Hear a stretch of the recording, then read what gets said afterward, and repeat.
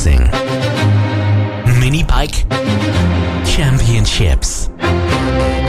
This is the Cool FAB-Racing British Mini Bike Championships. Round 3, Rowrah.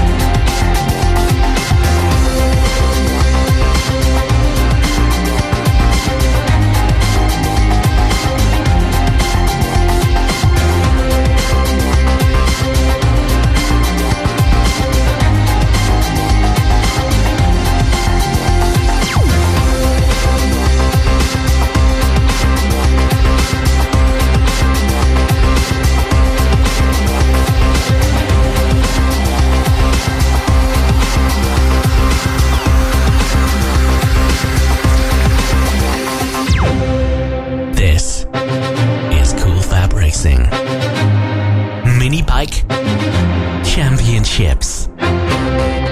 This is the Cool FAB-Racing British Mini Bike Championships. Round 3, Rowrah.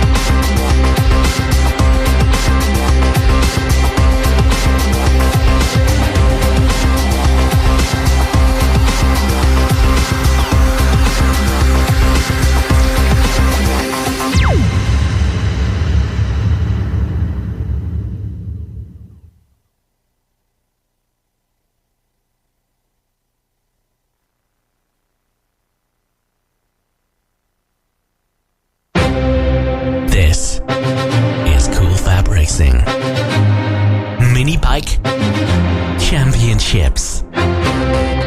This is the Cool Fab Racing British Mini Bike Championships. Round 3, Rowrah.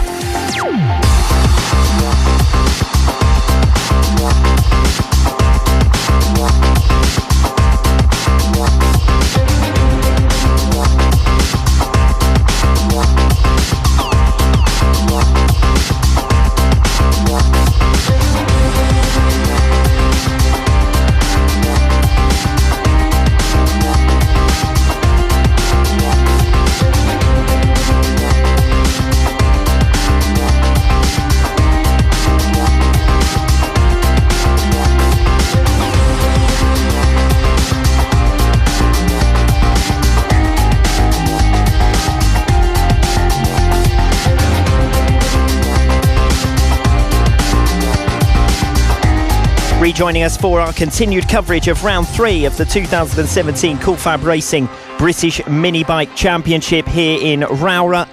The leaders entering the final lap in race 2 of the AC40 Pros, with James Cook out in front by over 2 seconds ahead of a close pursuing group. Eddie O'Shea in second place, Ollie Walker in third, and Ross Maguire, the current championship leader in this category, sitting in 4th position. And after a race victory in race 1, set to miss out on the top 3 positions altogether in race 2 unless he can make a late break on the tail of Ollie Walker. Maguire closing on Walker fractionally last time around. Eddie O'Shea at the front of the group, setting a new personal best as he tries to hold on. Walker and Maguire both closing on him. James Cook is comfortable out in front. This is going to be easily his best performance of the season in 2017 as they come through the chicane then, and then heading away towards the checkered flag. Getting close actually for those positions as they come around Paddock Bend then for the final time. The checkered flag about to wave, and it's a race victory for Eddie O'Shea. Ollie Walker comes over the line in second, 7/10 of a second in arrears of O'Shea. Ross Maguire less than 1/10 of a second back, he takes third. 4th position is with Josh Bannister, and rounding out the top 5, Johnny Garnes. In the context of the championship battle, the fight was between Ross Maguire and Johnny Garnes. Now Maguire only managing 3rd position there, and Eddie O'Shea taking the checkered flag. So O'Shea, who only picked up 8 points in race 1 after his fall during that opening race, well, he's come back with the big 25 championship points, and that will do him the world of good in the series overall. But it is Ross Maguire who will actually further extend his championship leading margin over Johnny Garnes, who was restricted to 5th position. Eddie O'Shea taking the checkered flag. Ollie Walker then home in second. Ross Maguire in third. Josh Bannister in 4th position. Johnny Garnes in 5th. Dylan Mellor in 6th. Emmanuel Brinton 7th. James Cook eventually home in 8th after a slower final lap. Sandy Horn and Mason Johnson in rounding out the top 10 positions, and behind them Mason Foster leading a group of riders, a pack of 3 at the checkered flag. Foster, Tilley and Taylor Stewart Campbell. Troy Jeffrey and Jack Kirsch behind him, 14th and 15th places, and rounding out the finishers, Owen Mellor, Jimmy Parker, Cameron Sewell and Joe Farragher.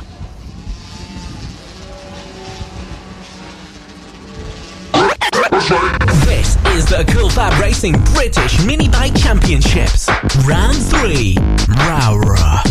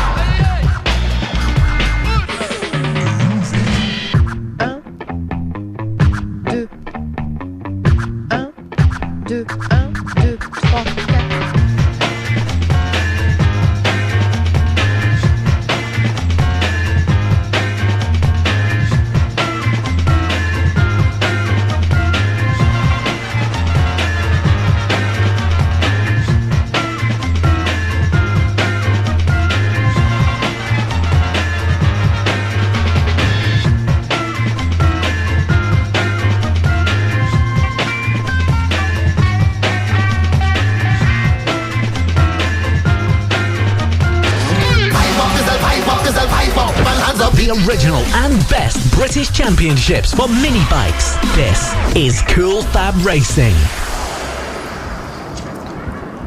Race 2 in the pit bike open category then, lining up ahead of their warm-up lap trackside. Max Cook, the current championship leader with 132 points to his name. His nearest rival, James Rose, on 114, took 9 points out of that lead in race 1. Cook had led the race but suffered a fall and dropped down to third position.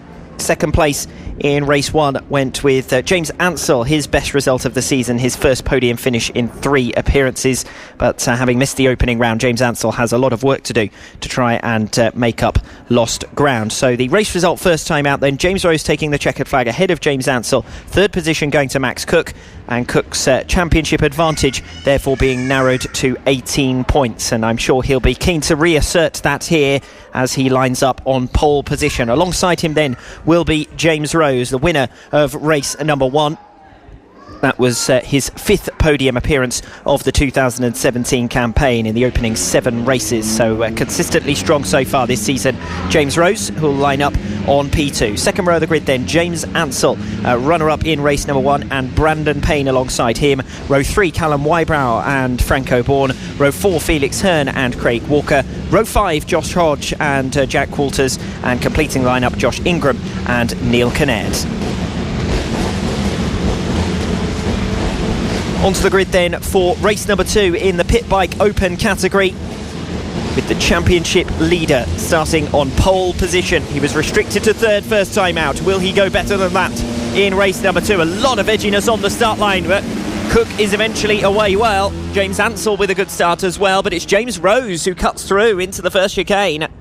So it's James Rose who leads then from Max Cook in second. James Ansell restricted to third. The front 3 have broken away as they did in race number 1, and then a separate battle of 4-way squabble really over 4th, 5th, 6th and 7th positions. James Ansell trying to find a way past Max Cook at the moment, but it's James Rose who's trying to take advantage of his early leading position to break clear.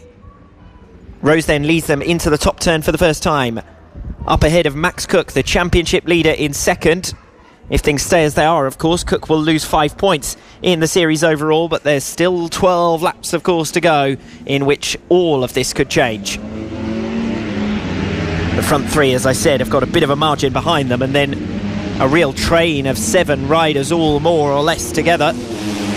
Cook leads at the end of lap number 1, with James Rose up ahead of him, James Ansell in third. That gap that I spoke about behind the trio. Callum Wybrow is next in line in 4th position. He's got a little bit of a gap to Brandon Payne behind. The real dogfight is 6th, 7th, 8th and 9th, who are all within more or less a second of one another. And in fact, line astern coming out of the first hairpin and down the straight towards hairpin number 2. Tussles throughout then, as I've said. 7th and 8th positions, quite close to the tail of 7th place Josh Hodge, as they go towards the top end of the circuit. Still the race leader is James Rose, with Max Cook on his tail, and Cook has actually closed in visibly on this lap. The gap was half a second at the end of James Rose's excellent lap 1 break, but it's a lot less than that now as they come in to complete lap number 2, and it's James Rose who leads, Max Cook in second, less than 0.3 of a second, a new fastest lap of the race from Max Cook. Third still with James Ansell, he's dropped 2 seconds back. It's a 2-rider race at the moment out in front. Ansell was in a similar position in race number 1, watching on at that as that battle enabled him to snatch a second place. Still close for 7th and 8th positions. Josh Ingram got the better of Felix Hearn last lap and now is right on the tail of Josh Hodge and trying to find a way through as they come down towards Iredales in that group from 4th, 5th and 6th positions back. Callum Wybrow leading that group for the moment at least. Max Cook has found a way through. Max Cook gets the better of James Rose, so Rose is relegated to second. Does he have an answer to try and get back into the race lead? The top 2 in the championship in the top 2 positions in the race, and now in the order they currently sit in the series overall. Then a bit of a gap to James Ansell, as I said, over 2 seconds now in arrears, running on the same pace as James Rose on that previous lap. Callum Wybrow in P4, and that's where the real big gap is. Positions 2 to 4 well spread out now. 5th position with Brandon Payne on the tail of Callum Wybrow, but Max Cook well gone out in front, and that race lead seems to be settling down. Cook leading Rose then. Ansell in 3rd position over 2 seconds back. Callum Wybrow 3 seconds further in arrears. And you have to look quite far down the field now to find the closest squabble. 3 riders going together into the top turn and through the stewardesses, which then leads to the riders turning away and back towards our home straight commentary position. Still the tussle over the minor places here between Josh Hodge and Craig Walker at the moment, with Craig Walker at the tail of that group. Felix Hearn, Josh Hodge and Craig Walker. The battle coming off Paddock Bend, and Walker trying to look to the inside of Josh Hodge as they go back down into turn 1, but unable to find a way through. Still close for those 10th and 11th positions as they head in towards McRae's, but no change for the moment either at the front or at the back. Another new fastest lap of the race from Max Cook on lap 4, now over a second of clear of James Rose, and those margins between the leaders now starting to gradually open themselves out. Now the dramas earlier on here today and yesterday afternoon as well were due to damp conditions. Well, the track is well and truly dried out now, and the riders back up to full pace, with Max Cook setting a 51.3 on that previous lap to open his gap to over 2 seconds for the first time. 7 laps still remaining with Max Cook out in front. James Rose in second place. James Ansell, it is, in third position. 3 seconds now back from James Rose. So things have settled down in terms of those podium positions, and that's good news for Max Cook, who lost 9 points to James Rose in race 1, but is going to make 5 of those points back in race 2 as things stand, and he could still leave this weekend having further extended his overall championship advantage. Max Cook again improving on his previous personal best. James Rose is trying his best to go with him, setting a new personal best, but it's Max Cook with another new fastest lap of the race. 51.1, incredible pace out front from Max Cook. In fact, all of the top 5 setting new personal bests on that previous lap. Callum Wybrow in 4th position has a 2-second gap to Brandon Payne, who's dropping gradually back, and still the closest fights are over 8th and 9th position between Felix Hearn and Jack Walters. And then for 10th and 11th, Josh Hodge and Craig Walker. Walker's been trying to find his way past Hodge since he was dropped back down to 10th position. Hodge was further up than that earlier on in the race. Started in P9, of course, Josh Hodge, as the leaders make their way through the back markers. Max Cook on to lap number 8 now. 5 laps still remaining. Over 3 seconds clear of James Rose. Rose half a second slower on that previous lap. James Ansell setting a new personal best, but still not running with the pace of the top 2, and he will have to content himself with a second consecutive podium finish that will move him further up inside the championship standings and may even nudge him into the top 10 overall. Just making some brief mental maths as still that race rages on for 10th and 11th positions between Josh Hodge and Craig Walker. Walker the closest he's been, just over a 10th of a second. Max Cook leading then through yellow flags at Paddock Bend for a faller there. Stricken, who's also displaced the barriers. It's none of the top 3, Cook, Rose or Ansell, who are separated by about 9 seconds now. And as I said, those podium places look more or less settled, with Cook running faster than James Rose and Rose in turn faster than James Ansell. And these are the positions as they were at the time of Max Cook's crash in race 1. No change further down the order, other than it looks as though Craig Walker's finally got that move made on Josh Hodge. That pair comes around Paddock Bend. Jake Hopper is the rider, I think, who was stranded having crashed into the barrier there, and he will go to the back of the pack. But Craig Walker is the rider making progress, having moved up to 10th position at the expense of Josh Hodge. And Neil Kinnaird now the last of the runners in 12th position and a lap down. Another new fastest lap of the race from Max Cook, who dips below the 51 second mark for the first time, a 50.9 on lap number 9. 3 laps to go. James Rose can't live with that pace, 5 seconds in arrears. And James Ansell 4 seconds further back, almost 10 seconds now, the spread between the top 3.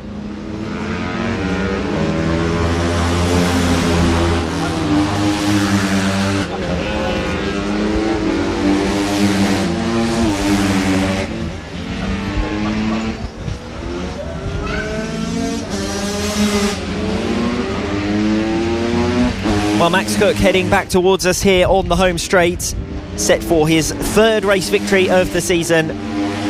Only one podium finish at round one, but he's turned it around since then. He dropped only 5 points all weekend in Red Lodge. And after a third place finish following an error in race one, he's now edging ever closer to a first race victory of the weekend and his third of the 2017 campaign. James Rowrah still in second place.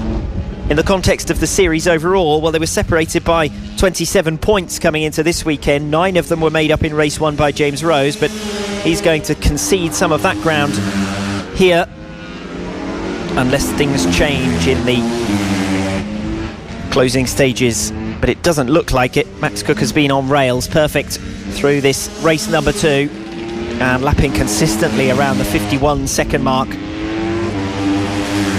having been the only rider to dip below the 51 second mark at any stage during this race. He's into his final lap now, Max Cook, the race leader. James Rowrah flashes past us, almost 7 seconds back from the rider in top spot. And James Ansell, well, this is going to be a big points paying weekend for him. He came into this weekend 13th in the point standings. He's already moved above Josh Ingram, who sat 11th, and he will make further progress here with a big 16-point haul. Callum Wybrow, an isolated 4th.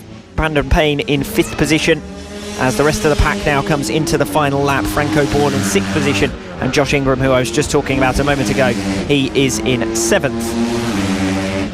Max Cook then just closing in on the tail of Craig Walker, one of the runners who is not quite going to be a lapped runner by the looks of it, as Cook eases up in the run down to the checkered flag and becomes the second different race winner in 2 races in the Pit Bike Open category this weekend.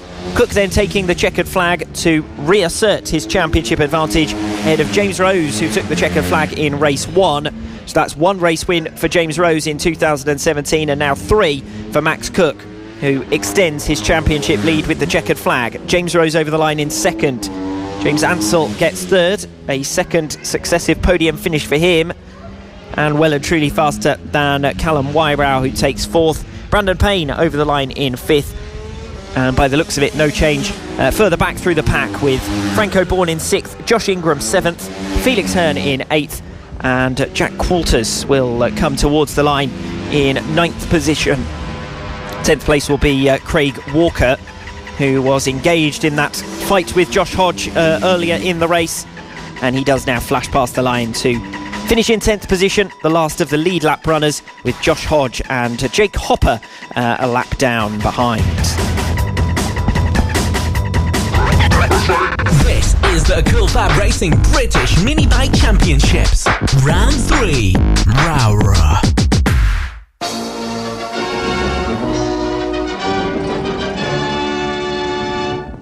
And now we come to the thrilling final episode of our radio drama.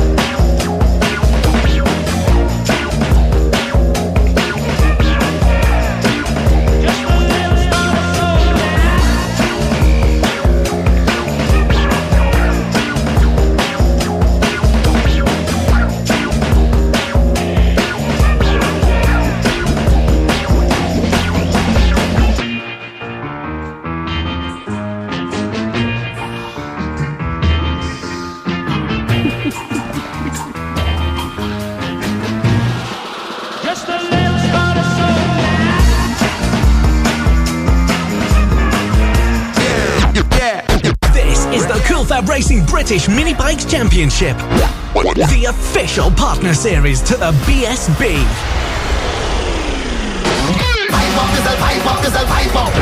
the original and best British championships for mini bikes. This is Cool Fab Racing. We're now the official partner series to the BSB. This is Cool Fab Racing. This is the Cool Fab Racing British Mini Bike Championships.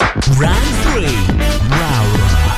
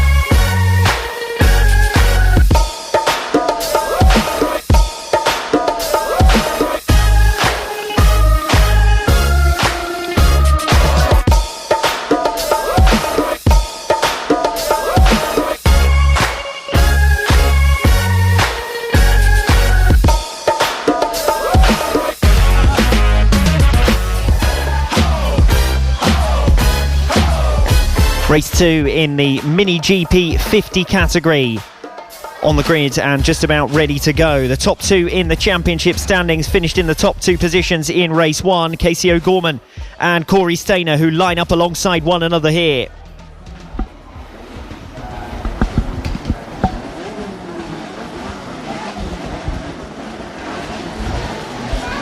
Evan Belford in third position on the grid. Was third in the championship coming into this weekend. Failed to add to his championship tally with a non-finish first time out. Away we go. A good start from further down the order from Jayden Toomer, who actually had to back out of it because Jayden immediately gained on a pack of riders up ahead and couldn't find a way through. So perhaps negating some of that fast start there. And what a fast start it was from Casey O'Gorman, who has blasted away out in front. Here we go, looking for the riders as they come through the second hairpin and off towards the top bend. The stewardesses out of the line of sight of our commentary position as we wait for them to come back towards us and judge any position changes on lap number 1. One thing that hasn't changed, Casey O'Gorman is once again looking the strongest of the riders out there. It's close for third and fourth positions. Evan Belford versus Bailey Stewart Campbell. Stewart Campbell thinking about a move down the inside into Paddock Bend, but moving out of that move at the last moment. So it's Casey O'Gorman in front then. Corey Stainer over 2 seconds back on lap number 1. Evan Belford 2 seconds further in arrears, narrowly ahead of Bailey Stewart Campbell, who seems the faster of the two, or certainly did seem towards the latter stages of lap number 1. Fifth position with Sandy Horn and Thomas Gomes in 6th place.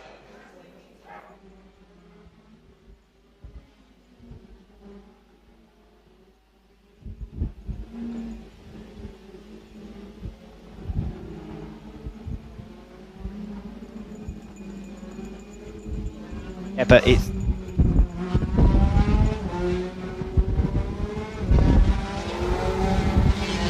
so no change in any of the top 4 positions then. Casey O'Gorman out in front. A 55.9 at the ends of lap 2 to lead by almost 4 seconds ahead of Corey Stainer. Third is with Evan Belford. Fourth place with Bailey Stewart-Campbell. Still less than a second back from Belford, but it's Belford who stepped on it on that lap number 2 to open the margin a little bit more, and the closest race at the moment is over 6th position between Thomas Gomes and Holly Harris. The two lapping at very similar pace. And that's where the closest fight is at the moment for 6th and 7th places.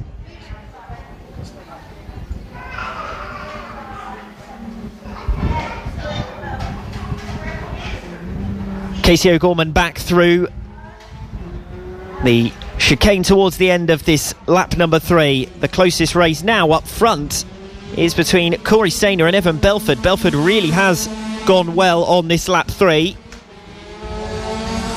And Stainer only a few bike lengths ahead now. 0.4 of a second is the extent of that deficit for Evan Belford.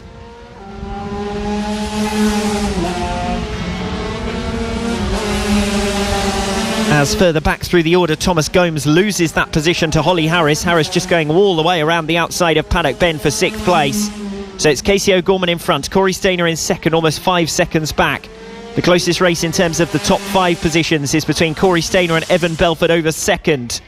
Separate races further back with Holly Harris finding a way past Thomas Gomes, and the rest of the positions in the lower reaches of the grid look more or less settled. But second and third is far from it.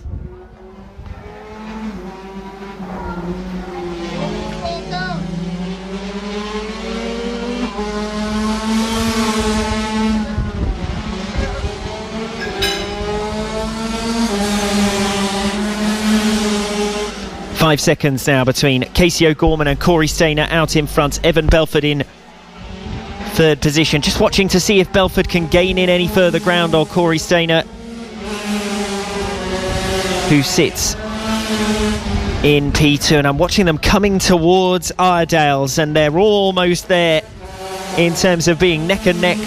And Corey Stainer taking a look over his shoulder as they go up towards the furthest reaches of the circuit, up to where the stewardesses are. O'Gorman into the chicane, coming towards the end of lap 5. Still plenty of mileage left in this race, and the way Evan Belford's coming at Corey Stainer, it may only be a matter of time before Belford comes through for second. That would be some real consolation after a DNF in race 1 for Evan Belford, who's third for now. Cuts to the inside coming off Paddock Bend. He's not close enough to make a move into turn 1. He'll have to find somewhere else to make that overtake on Corey Stainer. O'Gorman, Stainer and Belford close together for second and third. Bailey Stewart-Campbell lapping at the same pace but not really gaining, as down the inside Evan Belford makes his move at McRae's, but he's held at bay and his momentum is killed, and that enables Bailey Stewart-Campbell to come through for third position. So there was an excellent race going on between Evan Belford and Corey Stainer, and it all kicked off down at McRae's on the infield section of the circuit, if you like. Casey O'Gorman is well clear of all of that, but Bailey Stewart-Campbell is the rider who's gained the most out of that squabble as they come through to lap one of the back markers in third and fourth positions. Now, Evan Belford has been the fastest of this trio for the majority of the last few laps, only getting relegated after an error coming through McRae's. And now we'll see if Belford can get back onto their tail and find a way back through. He's certainly close to the tail of Bailey Stewart-Campbell as they come into Iredales, one behind the other. Bailey Stewart-Campbell third position, Evan Belford in fourth as they make their way back up towards the far end of the circuit. Bailey Stewart-Campbell setting a new personal best on that previous lap of a 56.4, which actually was the fastest of any rider on the circuit. Bailey Stewart-Campbell certainly putting in maximum effort as Casey O'Gorman laps another of the lower order runners coming around Paddock Bend, and the closest race is still for third and fourth positions. Bailey Stewart-Campbell versus Evan Belford. Belford, who was one of the fastest riders on the track in the early stages. Corey Stainer setting a new personal best of 56.5. He knows he's got to take advantage of the opportunity that's been presented to him by Bailey Stewart-Campbell running in third, and Evan Belford not really able to do anything about Bailey Stewart-Campbell for the moment. Again, he's close, coming off McRae's. But it's Bailey Stewart-Campbell who gets the power down earlier to come through and hold that third place. Holly Harris doing well in this one, gaining on Sandy Horn on that last lap, lap number 7. Less than 0.2 of a second is that gap now. They're coming down towards Iredales, while the leaders are making their way back towards our commentary position. So half a lap between the leaders and that tussle for 5th position. But Holly Harris is on the move, having already made one overtake around the outside of Thomas Gomes for 6th, of course. Holly going after 5th place now. Casey O'Gorman the leader. 3rd and 4th closely packed. Evan Belford, a new personal best, gaining ground on Bailey Stewart-Campbell, who's 3rd. Can he find a way through down into McRae's? The two neck and neck once again. It's a cutback manoeuvre from Evan Belford, who's going to try and carry his momentum down the outside into Iredales, but he can't do so. And still no change in those top 5 positions, and actually Holly Harris on that last lap dropping back, so an error somewhere around the circuit from Holly Harris. Not a particularly fast lap from Sandy Horn either, but Harris dropping to 2 seconds in arrears, and Thomas Gomes is now back on the tail of Holly Harris. So 5th, 6th and 7th positions have fluctuated throughout this race, but it's 2nd, 3rd and 4th where the tension is mounting, with 4 laps or 3 laps now left remaining in this race. Corey Stainer still over the line in 2nd. The gap less than a second, covering 2nd to 4th places. And Evan Belford, who has been trapped on the tail of Bailey Stewart-Campbell for a while now, going with Stewart-Campbell as he gained on Corey Stainer last lap. Championship leader Casey O'Gorman is well on his way to yet another victory. It's going to be an 8th success of 2017. Corey Stainer, though, holding on for the moment, and this will be more damage limitation. It will be the 6th occasion on which Corey Stainer has come in directly behind Casey O'Gorman in the final results, and that's only in the first 8 races of the campaign. So a trend certainly emerging as Evan Belford looks to try and capitalise on Bailey Stewart-Campbell catching lapped runners, but he seemed slower coming off the chicane there, inexplicably, Evan Belford. And Bailey Stewart-Campbell's gap is the biggest it's been for a while now as Corey Stainer comes through up towards McRae's.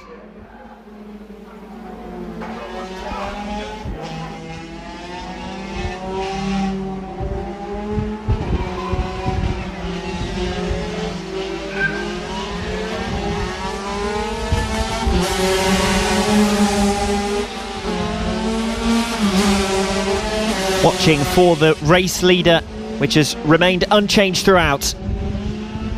Casey O'Gorman coming through the chicane down towards Paddock Bend to make it 8 wins out of 8 in 2017. The promise of Evan Belford in 4th place has been unrealised. He was unable to make it into the top 3. It's a win for Casey O'Gorman. 2nd over the line will be Corey Stainer. 3rd will be Bailey Stewart-Campbell, and Evan Belford in the end unable to make an impression as he comes over the line in 4th place. It was close from 2nd to 4th throughout, but once Evan Belford was moved aside and ended up down in that 4th place, he was unable to recover from it, and two of those top four setting new personal bests on the final lap. The timing screen isn't showing Casey O'Gorman as having come over the line, but he certainly did lead by quite a margin ahead of Corey Stainer, and he saw that checkered flag for the 8th time in 2017 in the Mini GP 50 category. Corey Stainer is your race winner, your runner-up rather, behind Casey O'Gorman, the race winner. Corey Stainer 2nd, then Bailey Stewart-Campbell 3rd, Evan Belford in 4th position, Sandy Horn in 5th, Holly Harris was close at one stage but ended up 2 seconds in arrears in 6th, Thomas Gomes in 7th, had a second opportunity to fight with Holly Harris in the latter stages after Gomes had been passed in the early stages. Harris making that move around the outside of Paddock Bend. That's worth 6th in the end. Thomas Gomes in 7th, Jaden Toomer in 8th, Mason Johnson 9th, Dylan Mellor in 10th, and Ben Smith rounding out the top 10 as Sean Abel comes in and completes the runners down in 12th position behind.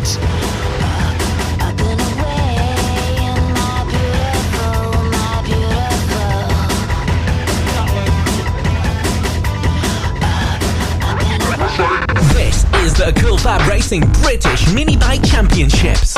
Round 3, Rowrah.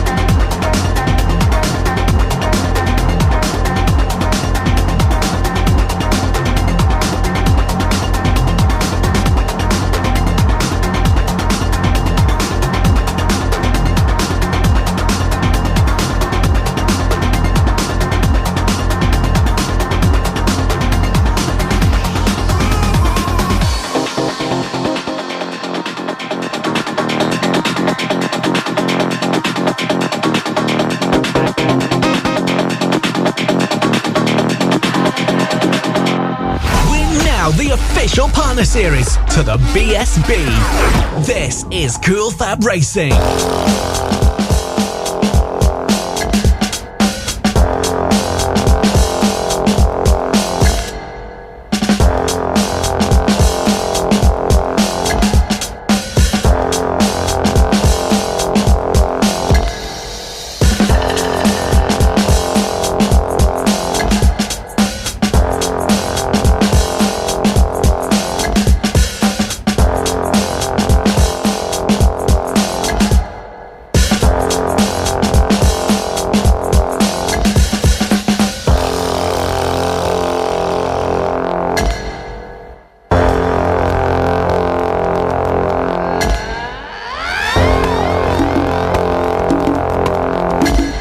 We're now going to progress to some steps which are a bit more difficult. Ready?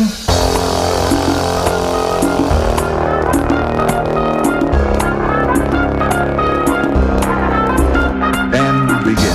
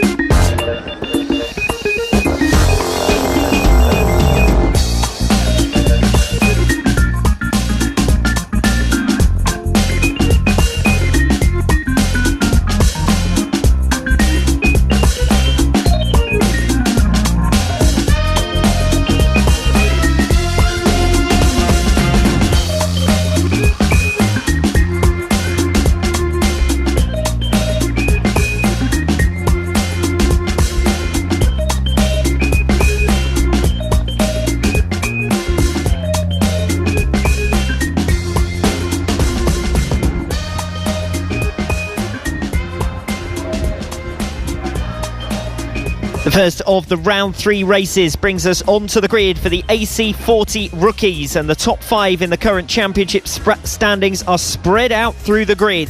Harrison Crosby, the pole sitter, is second in the current championship standings, and his nearest rival, Jamie Woodcock, the current series leader, who has a 9-point advantage, starts all the way back in 6th. Harrison Crosby then, with a 5th and a 3rd place, his 2 results so far this weekend, starts from P1 on the grid. Monty Amer alongside him, Max Perry and Alessandro Valente on row 2 on the grid. There were some surprises in qualifying, but neither have been able to manage a top 5 finish so far this weekend. The 3rd row of the grid sees Ethan Sparks, who currently sits 4th in the series standings on 107 championship points, and Jamie Woodcock, 2 runner-up finishes so far for him this weekend in races 1 and 2. He's the series leader with a 9-point advantage over Harrison Crosby, the championship leader after the opening round. Woodcock the one to the watch then from the start. He's made 2 fast starts so far this weekend. He's made another here. It's not quite as fast as a couple of the others further down the grid, but he has managed to move his way up to 2nd position. So it's Woodcock in 2nd then, on the tail immediately of Harrison Crosby.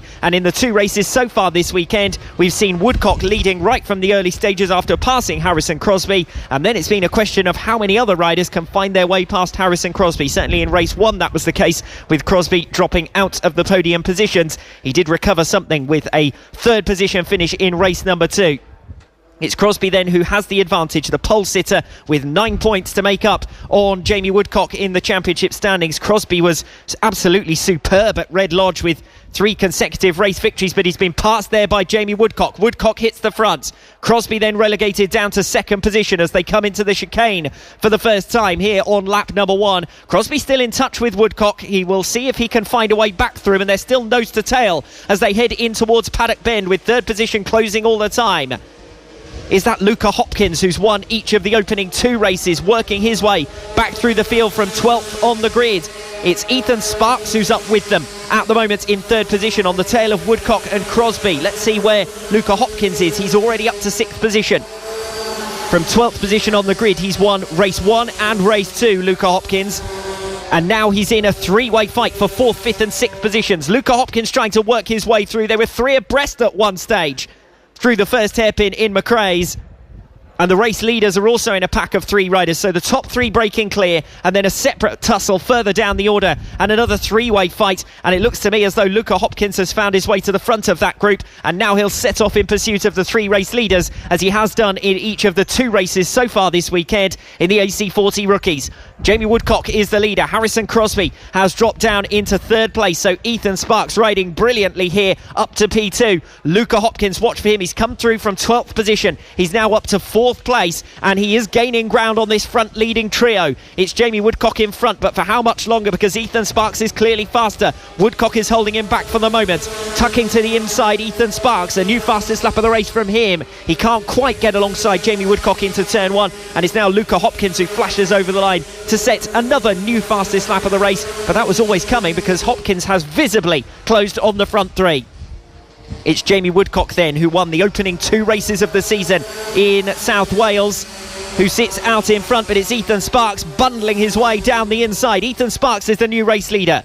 Jamie Woodcock in 2nd position, trying to repay the compliment. 3rd is with Harrison Crosby. He's now coming under pressure from Luca Hopkins. He's already dropped back from the top 2. Hopkins, after a 3rd successive podium, after 2nd place was his best previous results in the opening 6 races of the season. He has been immaculate this weekend. Luca Hopkins coming through from 12th, and now down the inside. He makes the move on Harrison Crosby, and he's back up into a podium position once again. Ethan Sparks the leader then, ahead of Jamie Woodcock in 2nd. 3rd is with Luca Hopkins. He's come through from 12th to 3rd. Watch for continued progress from the rider on the number 41 bike, having released himself from the pole sitter Harrison Crosby, who drops down to 4th place. So Crosby in line to miss out on the podium for a 2nd time in 3 races, despite having finished comfortably fastest in qualifying. He hasn't been able to convert that into race pace, and he's seen a 4-point championship lead coming into this weekend turn in favour of Jamie Woodcock, who looks set to make further ground in the championship standings overall. How about Luca Hopkins though? What a brilliant weekend it's been so far for him, up from 12th on the grid into 2 race victory positions so far, and now he's attacking Jamie Woodcock as they go around the top turn through the stewardesses That's the furthest reach of the circuit away from our home straight commentary position. Still Woodcock holding for the moment, but looking for a way through is Luca Hopkins. Ethan Sparks is the race leader. Luca Hopkins in third position is the fastest rider on the track at the moment. He's got to clear Jamie Woodcock if he wants to go after a third consecutive race victory. Hopkins looking up to the outside on Paddock Bend. He'll cut to the inside coming off the turn. He's got the inside in the drag race back down to turn one and launches it through. Luca Hopkins up to second position and Jamie Woodcock relegated to third. There was less than a tenth of a second between them as they came over the start-finish line, but it was Hopkins who crucially had the inside and made it count back into turn one. So it's Ethan Sparks, the current race leader. 107 championship points. He's fourth in the series at the moment, but he's in line to pick up a big 25 championship points. Remember, points are scored in each of 3 races in each of the 10 categories during the race weekend. So in the AC40 rookies, it's Jamie Woodcock who leads for the moment on 150 championship points, but he's been relegated down to third position here. He would still stand to gain on Harrison Crosby, his main rival overall, who sits one place behind him in fourth. The top two tightening up as they come up to lap traffic into Paddock Bend. It's Ethan Sparks still in front, but Luca Hopkins on lap 5 has cleared Jamie Woodcock and now brought himself right back into play. Moving past lap traffic on the inside line, another new fastest lap of the race from Luca Hopkins, who simply gets faster and faster as this weekend goes on. He's done it in damp conditions, he's done it in wet conditions, and now he's doing it in dry conditions as the sun has finally shone on us here in Cumbria. It's still Ethan Sparks for the moment, but that might not be for too long. A second faster on that previous lap, Luca Hopkins, as they come through Iredales and up one of the longest straights on the circuit towards the far end and the Stewardesses to see whether Luca Hopkins can get the better of Ethan Sparks. There was less than 0.4 of a second in it at the end of lap number 5. Still nose to tail for first and second positions, now well clear of Jamie Woodcock, the series leader. Looking slightly wider around the chicane. Luca Hopkins probing, letting Sparks know he's there. And they're still nose to tail as they come into the Paddock Bend and on to start lap number 7. 2 laps remaining. Sparks with less than a 0.2 of a second advantage over Luca Hopkins. Hopkins' progress has been visibly slowed since he got tucked up behind Ethan Sparks. Third position, Jamie Woodcock almost 4 seconds back now, and Harrison Crosby in a comfortable but isolated 4th position. Orlando Phillips, after 2 DNFs in the opening 2 races, has dropped back out of 3rd position in the championship, but he's having a decent ride here up in P6 behind Kyle Payne, who rounds out the top 5. But most of the battles in the top 7 positions, 7 or 8 positions, are settled aside from the race leading squabble with 2 laps remaining in the fight for top spots. Coming back towards us once again, Ethan Sparks ahead of Luca Hopkins, and they're about to meet a group of 4 back markers just ahead of the rider. They're currently negotiating, coming off the chicane, backing out of it. Ethan Sparks didn't know which way to go. Hopkins is going to go up for the outside line. He's going to have the momentum coming down the home straight commentary position once again, but it's still Ethan Sparks for the moment, and Hopkins, if anything, lost out more on that previous lap up against lap traffic. Now into the final lap. Ethan Sparks versus Luca Hopkins. Hopkins has won each of the 2 races so far. Can he make it a hat-trick of victories that would do his championship challenge the world of good? The focus is solely on these 2 riders now as they make it up to the back markers, going around Iredales and up to the furthest reaches of the circuit. It's still any rider's race, this one, between Ethan Sparks and Luca Hopkins. Jamie Woodcock has dropped well back, the early race leader. Harrison Crosby, the pole sitter, is in 4th position. Those 2 are more or less out of it now, but through a massive group of traffic these riders have got to come. Will it be Ethan Sparks or will it be Luca Hopkins? It looks as though it's going to be Ethan Sparks. He's opened up a margin as he seesawed his way through traffic, and this is going to be only a second different race victor of the weekend. It's going to be a second podium in 3 appearances here in Cumbria. Ethan Sparks wins ahead of Luca Hopkins by just over a second. Third over the line is Jamie Woodcock, who will maintain that championship lead. Fourth position will be with Harrison Crosby, although I say that, and Kyle Payne has managed to sneak through with a new personal best on the final lap. Half a second in the run down to the line. Kyle Payne gets fourth, and it's more disappointment for Harrison Crosby, who will drop further back. The championship leader coming into round 3. Harrison Crosby gets only one podium finish in the 3 races this weekend and drops well back from Jamie Woodcock, who takes a further advantage with the 3rd place finish there, his 3rd successive podium finish of the weekend. It was another impressive ride from Luca Hopkins from 12th on the grid. He made his way rapidly up through to 2nd place, but he had no answer in the end to Ethan Sparks, who takes his first race victory of the 2017 season, and in the process continues his challenge for the 2017 title. This is the FAB-Racing British Mini Bike Championships, Round 3, Rowrah. This the place where a lady lives with jungle fever.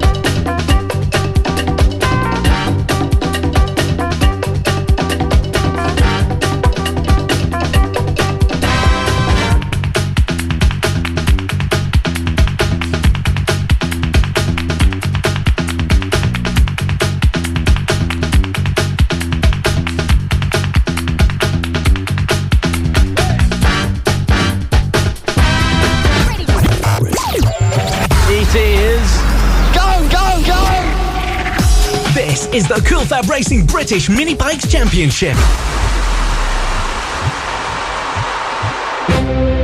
This is FAB-Racing Mini Bike Championships.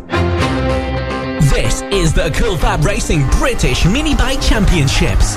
Round 3, Rowrah.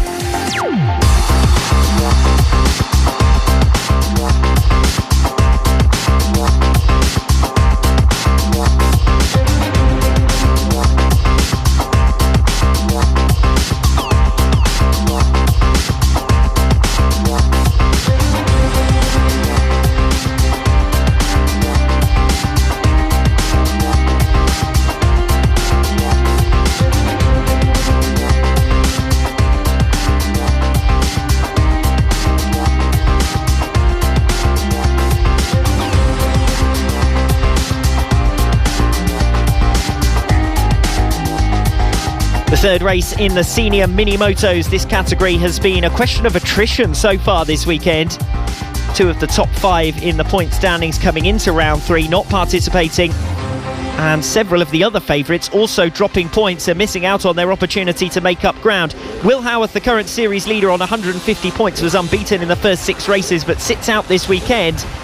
And therefore, in the context of the championship overall, it's about which of his rivals can make up the largest number of points. The 2 riders on the front row of the grid making their first appearances of the season, Brandon Payne and Kieran Grigger. They've been the top 2 in the race results all weekend so far. Will they lead us away once again in race number 3? Some edginess further back down the grid from Ryan Grant as they get away now, and there's a pack all going together, 3 abreast for 5th position, and one of the riders has had to take to the chicane. That's going to lose a few positions as they take to the grass and drop well back. It doesn't affect the top 2 positions, Brandon Payne and Kieran Grigger, who, as I said, have been the top 2 all weekend, and in that order, Payne ahead of Grigger on each occasion. Nick Bennett was close to them in race number 2. He's the rider to watch in the context of the championship, the number 711 bike, who was starting all the way back down in 9th place. And he, at the moment, looks to be challenging for 5th position. So the top 2 unchanged. No great surprises there. They've been the top 2 in each of the 2 races so far this weekend. But it's Nick Bennett who's already worked his way up through the field and into 5th position. So I did say he was challenging for it as they went around the top turn. Paul Nicholls also threading his way through as Bennett makes a slight error and loses a bit of ground. He's got a pack of riders right behind him. He can't afford too many more of those wobbles. Bennett then with riders going either side of him. It's Brandon Payne who leads at the end of the opening lap ahead of Kieran Grigger in 2nd. Grigger is under pressure from Jamie King, who sits in 3rd. King, who was the runner-up in each of the opening 2 races of the season in South Wales, had a DNF in race 1 this weekend before a 4th position finish last time out. He's in line for a top 3 as it stands to get his season back on track in the senior mini-motos. 2nd and 3rd then, the closest fight at the moment between Kieran Grigger and Jamie King, but it's Brandon Payne who leads by over 1.5 seconds out in front. And it doesn't look as though King has been able to make any impression on Kieran Grigger on this lap number 2. Bennett has the attentions of Justin Bainbridge and Paul Nicholls also in a group. Looks as though he's on the tail of that group actually, a group of 5 riders coming around Paddock Bend. 5th, 6th, 7th, 8th and 9th positions all closely packed together. Bennett leading them then, Ryan Grant having dropped back behind Bennett. Justin Bainbridge in 7th place, Mark Payne in 8th and Paul Nicholls in 9th. All within a couple of seconds of one another, that group. And 1.5 seconds behind Josh Data, who at the moment is in 4th place. So Nick Bennett, who sits 2nd in the championship points, is the rider to watch on the 711 bike. He's got to try and make up as many points as possible this weekend on Will Howarth, who is the series leader, 56 points clear of Nick Bennett. And Bennett, as I said, hasn't really been able to take maximum benefit from the absence of his main championship rival. And it looks as though he's actually lost a position on this lap, which he's going to try and recover through the chicane as they come back towards the start-finish straight once again then. The leader is Brandon Payne, a new fastest lap of the race of 57.3. Almost 3 seconds in arrears now is Kieran Grigger. Jamie King dropping gradually back 0.3 of a second a lap off the pace of Kieran Grigger. There's that group with Ryan Grant snatching that 5th place back ahead of Nick Bennett, who's trying to recover it. So it's Grant, Bennett and Nicholls in that order. Paul Nicholls, who suffered a DNF last time out, had been a consistent point scorer through the opening 2 rounds, came into this weekend in 4th in the championship standings. And he's still in the mix as Bennett tries to come around the outside, coming into Iredales, and Bennett trying to recover that 5th position. He has recovered that 5th position, and Nicholls has bundled his way through as well. So Ryan Grant dropping 2 positions on this lap so far. Nick Bennett was already within 1/10 of a second of him as they came over the start-finish line last time around, and still they tussle for 6th, 7th, 8th and 9th places. Slightly less so maybe 9th place because Chris Yeomans has dropped back somewhat. But it's Nick Bennett back up to P5. He has no answer for Josh Data. Data, who started this weekend ahead of Nick Bennett, though, suffered some misfortune in his first ride and then a DNF in his second outing. He's only scored 5 points this weekend. He is up in 4th position for the moment and sets a new personal best on that previous lap.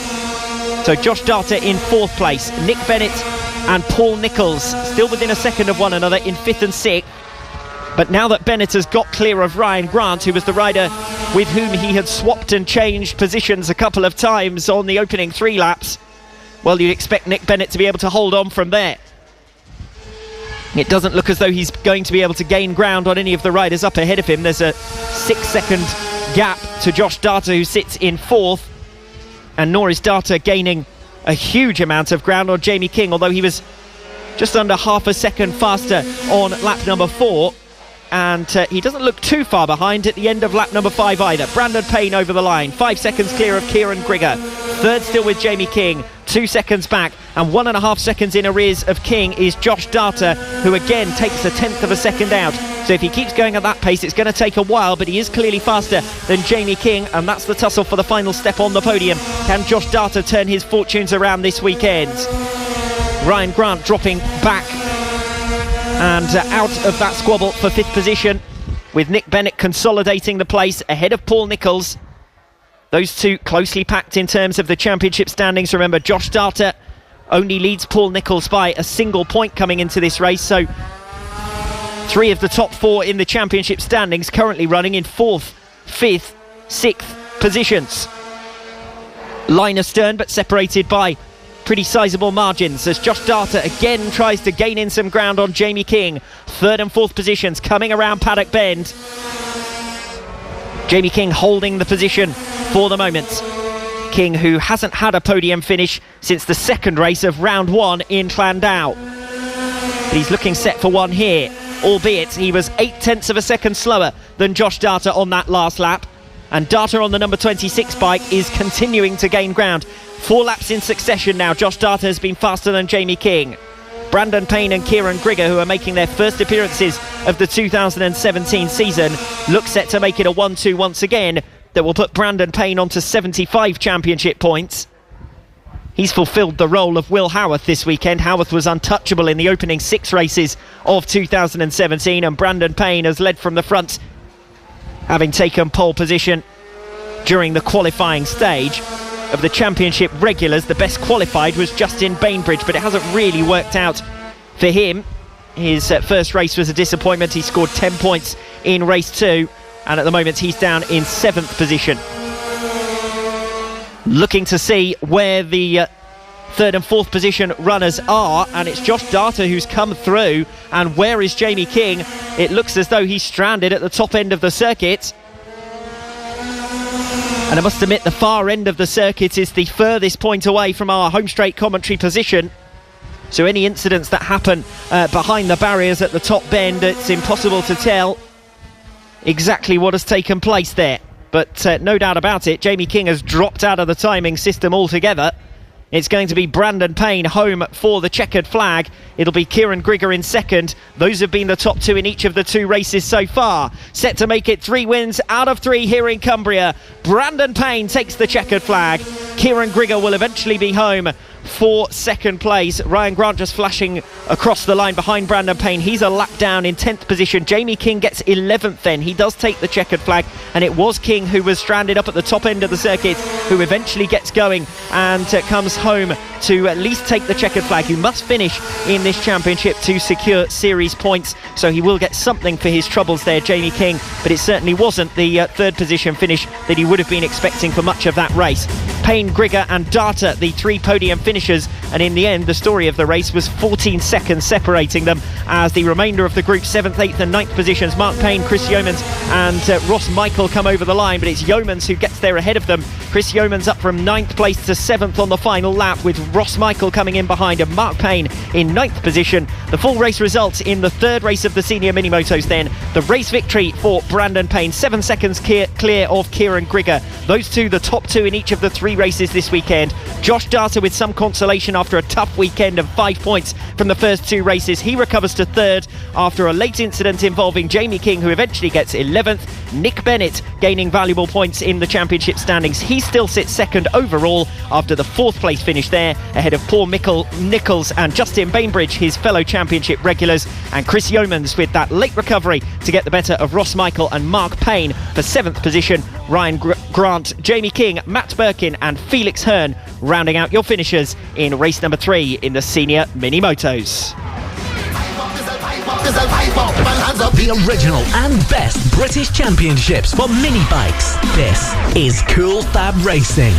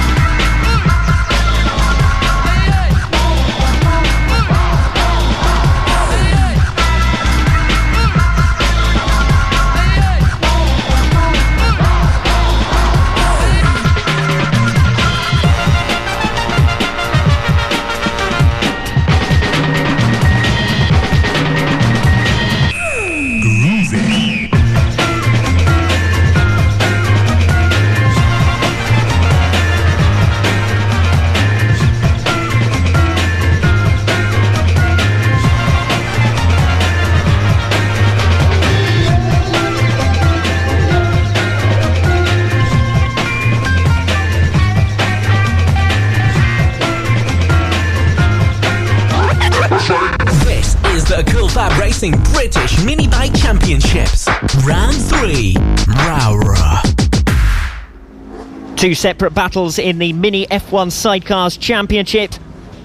The series leader, well, there's no question about Mick Williams' dominance in 2017. He has been unbeaten in 8 races for a maximum 200 championship points, but it's been a close fight between the number 25 outfit ridden by Paul Qualters and the number 17 outfit piloted by Danny Stainer, and they are separated by just 12 points in the series overall, having finished second and third in races 1 and 2, but in a changing order. Stainer it is who starts second on the grid. He's the leader of the team that sits in third in the series standings on 133 points, 12 back from the number 25 outfit that sits directly behind the number 26 outfit ridden by Mick Williams. Williams unbeaten then in 2017. I wouldn't expect that to change, but we'll have a close fight for second and a close fight for fourth. Getting underway with a good start from the number 17 outfit ridden by Danny Stainer, and in fact their main rivals have dropped back in the run down to the first turn. So the number 25 ridden by Paul Qualters Sr. sitting up in third position on the grid, and we're side by side coming off the first of 2 successive hairpins out of McRae's and down towards Iredale's then.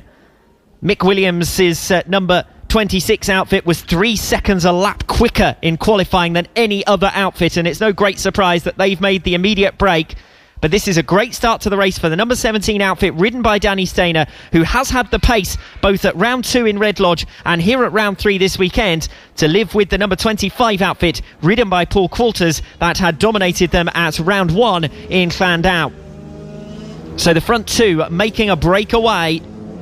Third position at the moment is with the number 144 outfit ridden by Mick Lee. That's a bit of a turn up. He's had a 5th place and a 4th place finish so far this weekend.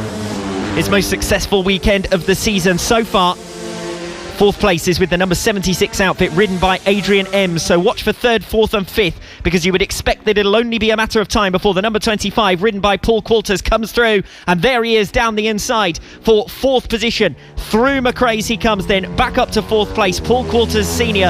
on the number 25 machine, trying to recover positions and doing so successfully. So that's where the championship fight is, over second in the series overall between the number 17 outfit ridden by Danny Stainer and the number 25 outfit ridden by Paul Qualters Sr. We've also got separate tussles during this race and also in the series points overall, because Mark Parker and John Hosker sit on 75 points apiece and Adrian Ems on 70, having missed round number 2. On the number 76 bike that's also performing well here, Ems up in 4th place, having recovered against Paul Qualters Sr., who's battling on his tail. The second race in the Mini F1 Sidecars was absolutely superb because of the mid-pack squabbles. The race leader determined very early on. In fact, at the end of 2 laps here, we've got a 4.7 second advantage for the number 26 outfit ridden by Mick Williams over the number 17 ridden by Danny Stainer, and actually second place looks sewn up as well for Stainer and his number 17 outfit. It's a question of damage limitation now for the 25 ridden by Paul Qualters, which is on the tail of Adrian Ems' number 76 outfit, coming through the 2 hairpins up towards the far end of the circuit. Adrian Ems putting in a good effort so far from P6 on the grid up to 4th position in the early stages, and that's where the race is. 3rd, 4th and 5th places. At the moment, Paul Qualters Sr. doesn't have an answer to Adrian Ems, and some fine riding from the number 76 outfit, but this is the closest he's been, and takes the lunge down the inside into Paddock Bend, and through he goes. The move was always going to come. Paul Qualters Sr.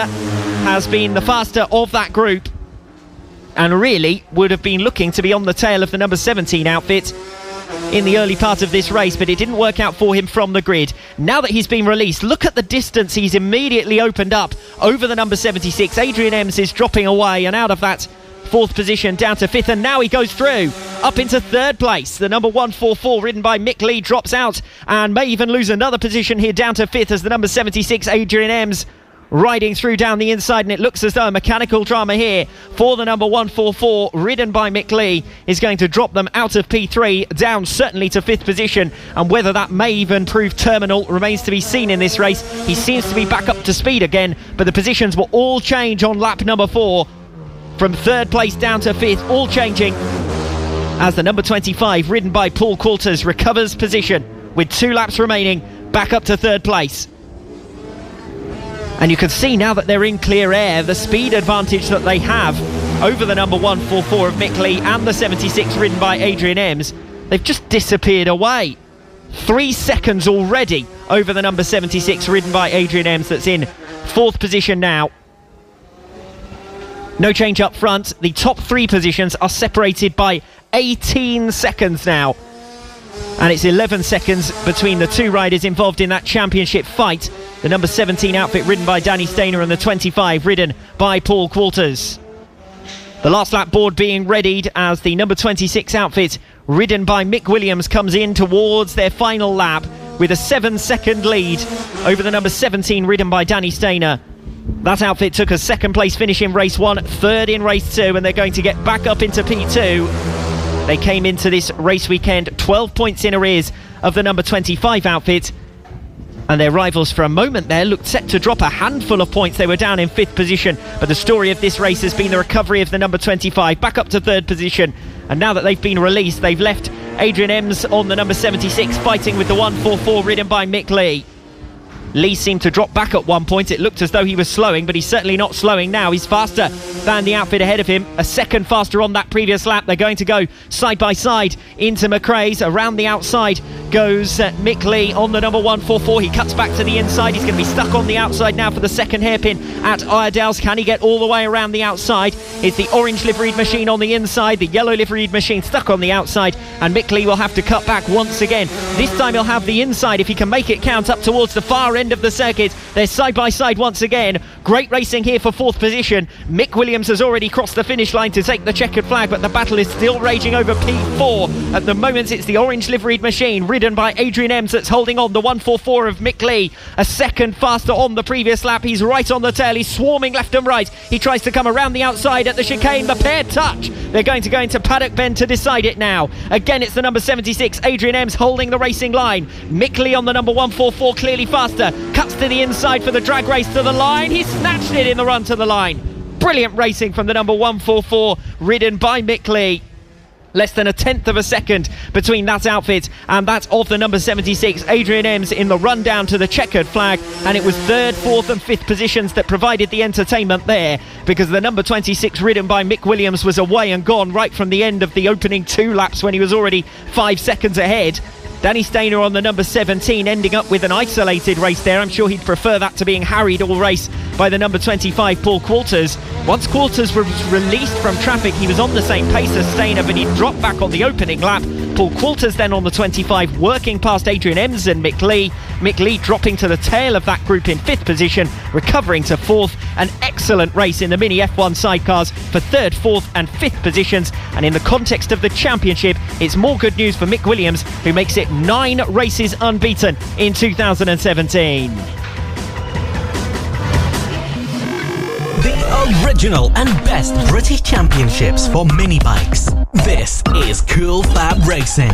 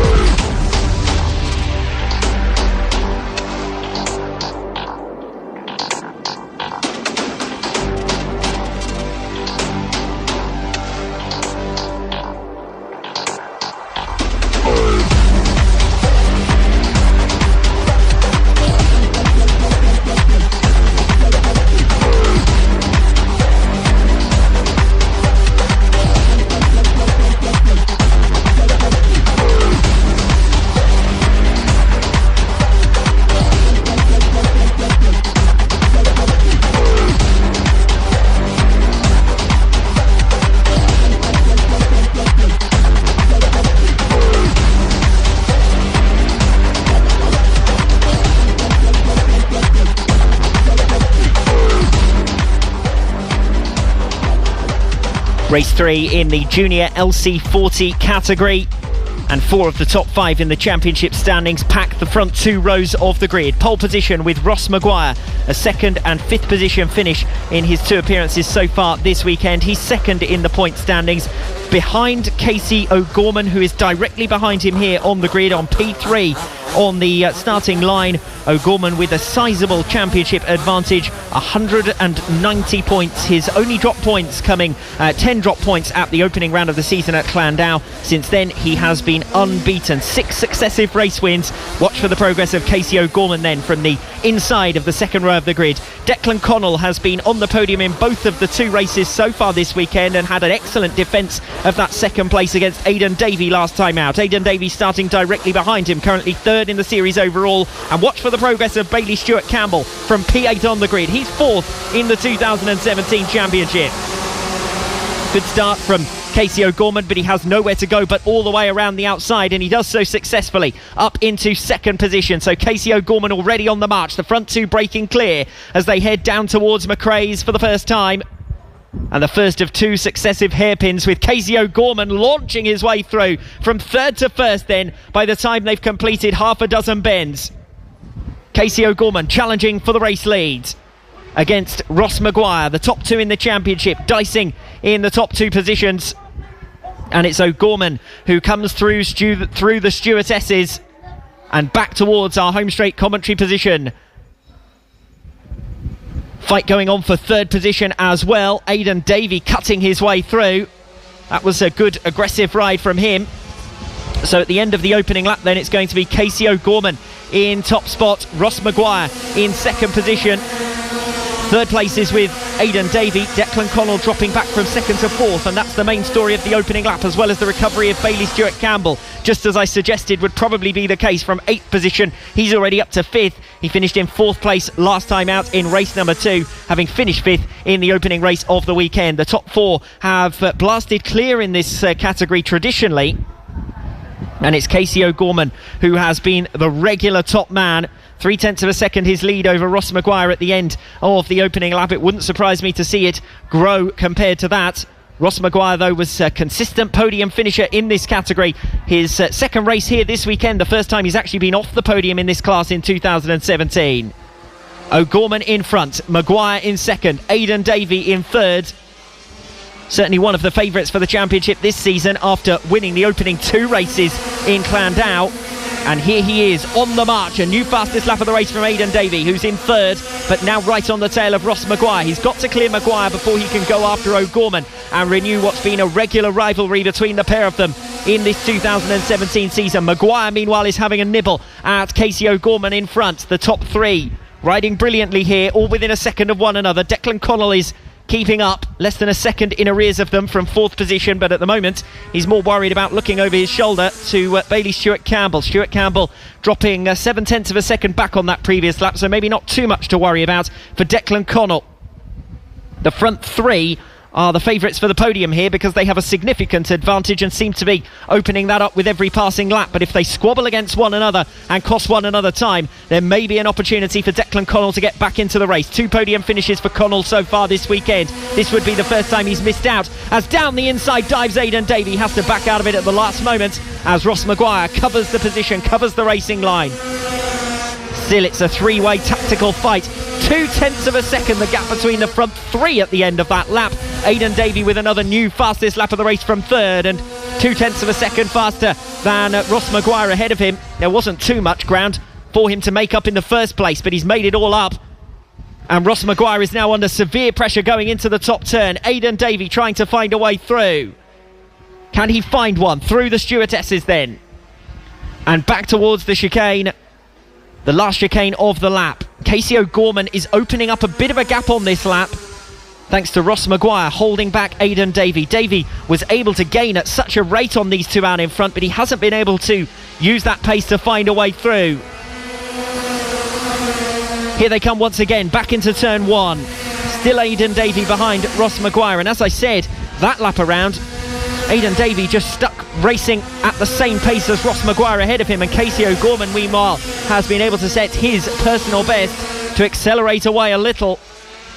Ross Maguire coming back at him. So at the moment this race is between the three riders who came into this round as the top three in the championship.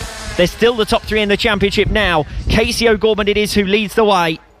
He's got a 51-point series lead and he's set to extend it. Both Ross Maguire and Aidan Davey need to capitalise when they're on the same pace as the favourites. Coming through the chicane then, Casey O'Gorman going around the outside of lap traffic. That then becomes the inside for Paddock Bend. Aidan Davey tries to seize an advantage. They go almost three abreast coming into Paddock Turn, and Aidan Davey once again held at bay by Ross Maguire. Davey looking down to the inside. Again, he's not close enough to make the pass, and each time he makes his rival aware of his presence down the inside, he enables Maguire to cover the position and move away. Less than a tenth of a second though between them, and now goes Davey through. He makes it around the outside into Iredales to come through for second position. Now does Aidan Davey have the pace to go after the race leader? Has he been released? Ross Maguire certainly slowing coming off Iredales, and Aidan Davey, who had enough speed to really gain on both Casey O'Gorman and Ross Maguire. Now that he's past Maguire, will he also be able to do anything about Casey O'Gorman? Just over 2 laps still to go. Casey O'Gorman leading the way. If he does manage to win this one, we've been informed that it will be his 50th race victory in this championship. A very impressive accolade for Casey O'Gorman, but it will also do his championship standing the world of good in this junior LC40 category. It will be a 7th consecutive race win in this class. And as I said, he's leading Ross Maguire, and at the moment by a clear position, with of course Maguire down in 3rd place. O'Gorman setting a new fastest lap of the race on lap number 6 of 53.8, so that gap is up to over a second for the first time here. Aidan Davey is going to have to pull something very special out of the bag if he wants to get the better of Casey O'Gorman, and it might be the case that Davey can simply only settle for second, which would be his best result of the weekend, and actually his best result since the opening round of the season at Llandow. The front two have left Ross Maguire, who still sits in 3rd place. Declan Connell starting to come under some pressure now from Bailey Stewart Campbell. This group is closing right up 4th, 5th and 6th positions. And then a big gap to the remainder of the pack from 7th down as they come over the start-finish line once again. Declan Connell, Evan Belford getting the better of Bailey Stewart Campbell on that lap. I did wonder if that was the 52 machine ahead of the 99, and it is indeed the case. So Stewart Campbell, who'd been fast on the previous lap to gain on Declan Connell, ends up losing a position, and still those three riders fighting over places. Casey O'Gorman then, the race leader with a 1.5 second advantage. He's eked out that gap with new fastest laps of the race on each of the last 2 laps, and he's coming through the chicane for the final time now, heading on towards the checkered flag. A 3rd win out of 3 in the junior LC40 category at round 3 of this 2017 campaign. Over the line to take yet another checkered flag, it's Casey O'Gorman who wins. Second home will be Aidan Davey, another creditable ride from him, in fact his best of the weekend, and that will help him to gain on Ross Maguire, who sits in 2nd in the championship and who comes over the line in 3rd, but only narrowly ahead of Declan Connell, who sets a new personal best on the final lap. Evan Belford home for 5th position, 6th place with Bailey Stewart Campbell, and then the group behind that I was talking about earlier, Emmanuel Brinton coming home for 7th, and then Ryan Hitchcock, Taylor Lawrence and Ollie Walker rounding out the top 10. But what an excellent race that was, particularly for 2nd and 3rd positions. Ross Maguire holding it for the majority of the race, Aidan Davey eventually forcing his way through, then going off in pursuit of Casey O'Gorman. But in the second half of the race, O'Gorman just had so much speed, and it was in the early part of the race that Davey was the fastest rider on track. He gained on both O'Gorman and Maguire, but O'Gorman turned it up a notch in the second half of the race and marches on towards a 3rd successive victory this weekend in the junior LC40 category. This is the Cool Fab Racing British Mini Bikes Championship, the official partner series to the BSB. 1, 2, 3, 4.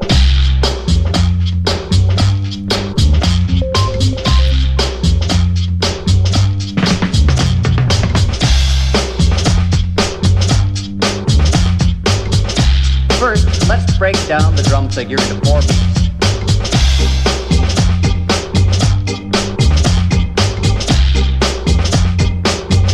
2, 3, 4.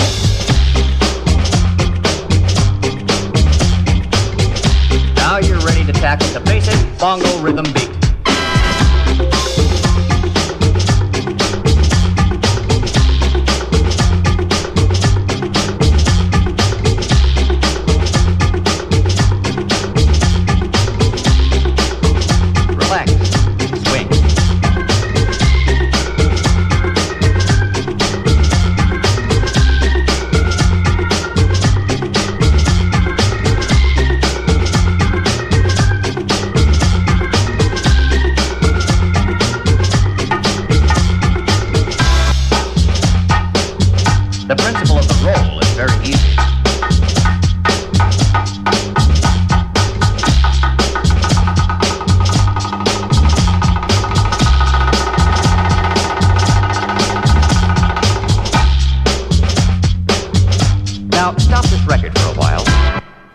practice, producing a good sound.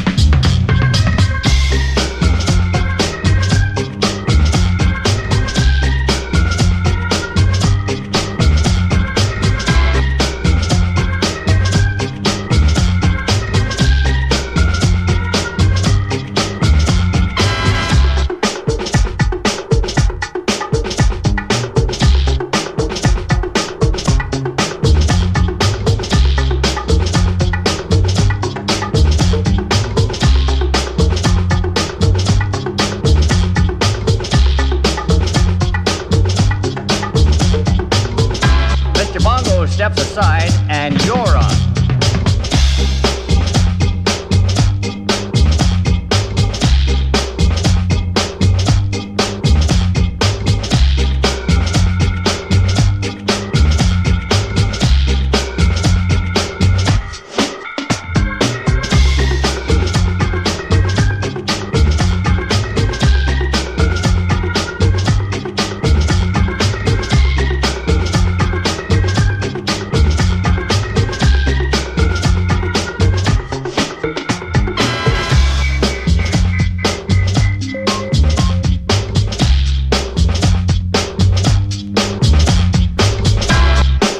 When you have perfected a sharp, clear sound, join us on the next track.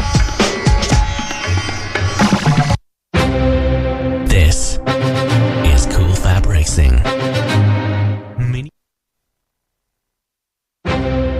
This is Cool FAB-Racing. Mini Bike Championships. This is the Cool FAB-Racing British Mini Bike Championships.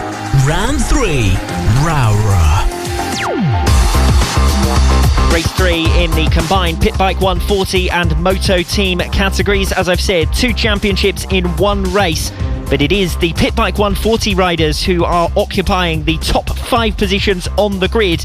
And in fact, 4 of the top 5 riders in the championship standings now line up off those front 3 rows. The top spot on the grid, pole position taken by Jamie King, runner-up first time out, the winner of race number 2, the series leader on 160 championship points. Alongside him, Sam Klaus. It's been a challenging day for him. After a fall last time out, he came in 4th position, 3rd in his opening race. 5th in the championship with 65 championship points. The second row with James Blackburn, winner first time out and 3rd position finisher in his second appearance. He's 3rd in the series, and directly behind him it's Ben Pascoe, who's 2nd in the championship hunt. After a 4th and 5th position finish this weekend, he'll want something special to gain back lost ground on the overall leader, Jamie King. Separate race, as I said, in terms of the Moto Team battle. And with a couple of the championship favourites missing this weekend, their rivals trying to make up ground on them. Keith Bolton has been one of the top performers this weekend. He sits on 96 championship points on the number 8 bike, and he's looking to try and make up towards the number 96 bike of Will Howarth. Away they go then with a good start from the number 76. Away they go with Jamie King leading the way. The rest of the pack filtering through. It's Blackburn straight up to 2nd place with Sam Klaus immediately into 3rd position, dropping back behind James Blackburn. It's Blackburn who's had the outright pace in this category. There's no doubt about that, but some misfortune for him last time out, restricting him to 3rd position. Sam Klaus had also gone down, so both of those 2 riders looking for a recovery here against Jamie King, who was the pole sitter and the highest scorer in this category so far this weekend, as well, as I said, as the championship leader. Jamie King then leading them back around the chicane for the first time, ahead of James Blackburn in 2nd position. Sam Klaus right on their tail in 3rd. Ben Pascoe it is in 4th position. 5th place with Ian Jackson. The top 5 runners are all Pit Bike 140 riders. So it's King with just a 1/10 of a second advantage over James Blackburn, and Sam Klaus right in touch as well. The front 3 going together, but it's Blackburn trying to find a way alongside King. King has defended well so far, but Blackburn's pace is not to be denied, and it hasn't been denied in either of the 2 races so far. Blackburn looking to the inside into the second hairpin, but King holds him off for now. Blackburn has got to bide his time before finding a way through. Sam Klaus is right on his tail. If he makes an error, Klaus will be through. Klaus looking for a 2nd podium finish of the weekend, of course. after finishing in 3rd position first time out. The top 3 nose to tail. King ahead of Blackburn. Klaus with the momentum.